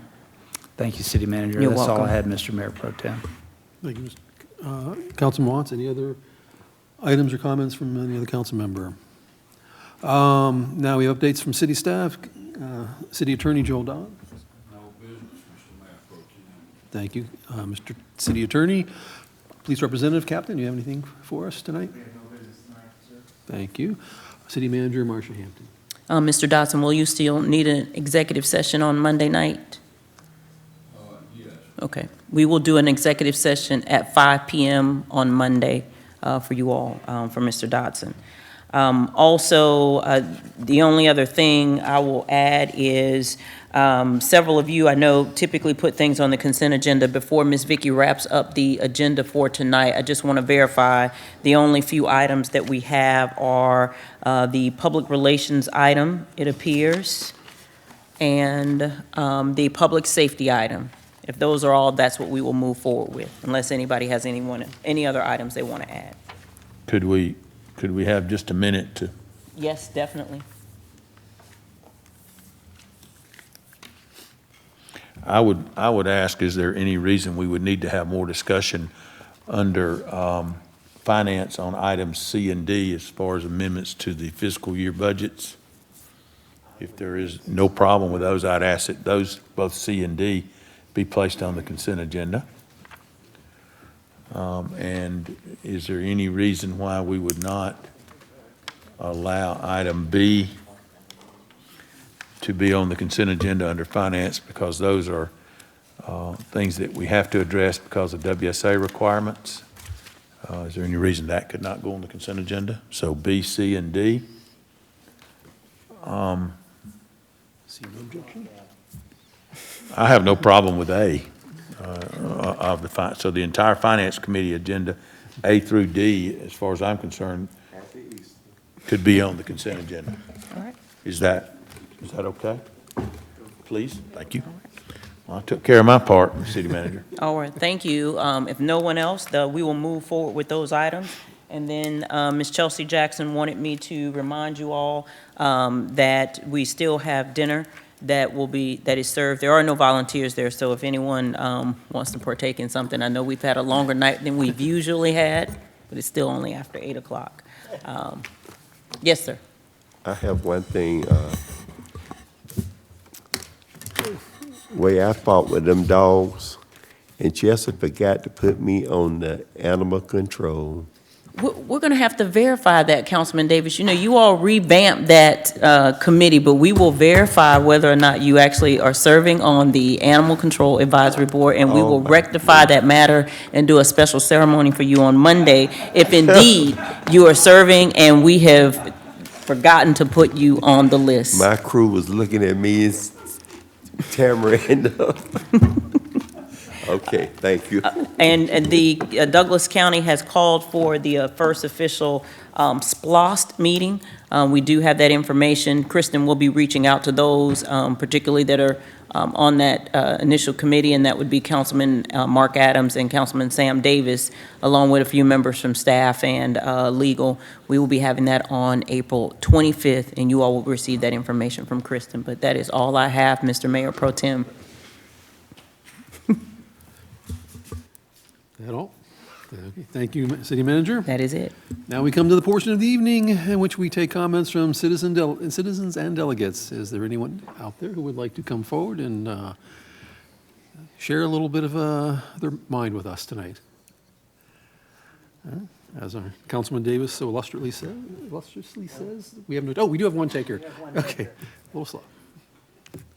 Good evening. My name is Lisa Mason, Worthman Mason, excuse me, and I live in Douglas County. I've been a citizen here my entire life. I was born and raised here, still live here, 60-plus years. And I've got some concerns, as well as my family, in regards to the cemetery and where the amphitheater is being built. And if you guys don't mind, I would like to ask just a couple of questions because I've got 3 older relatives that are, my dad had 11 brothers and sisters, and he's deceased, and he's in that cemetery, as well as my mother, my brother, and my grandparents, great-grandparents, a lot of aunts, a lot of uncles, a lot of cousins. So I'm just trying to find out.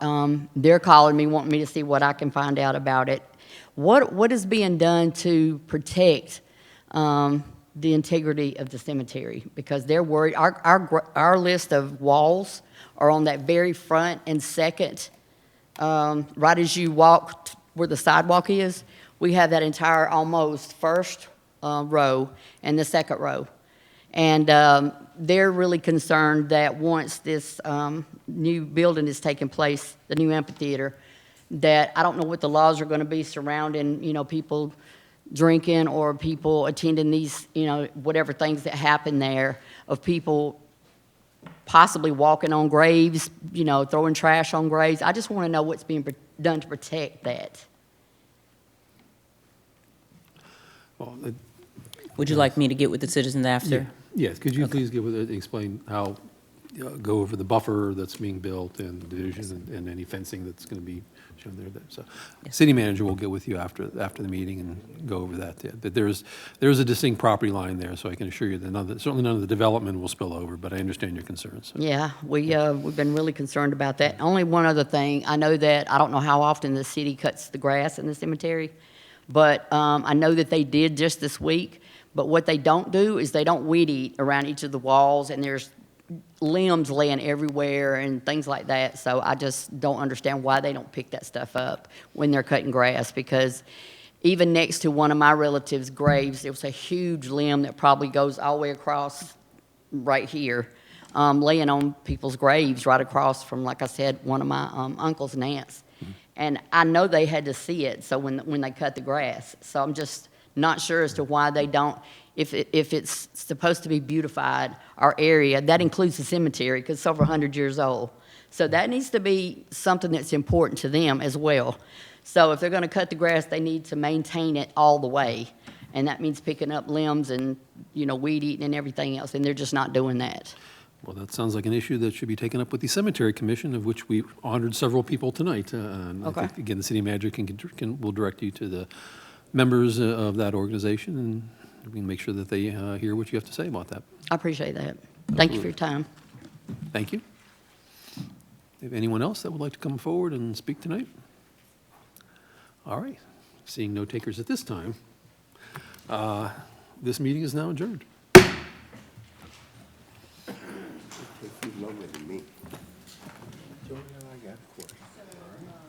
Oh, my goodness.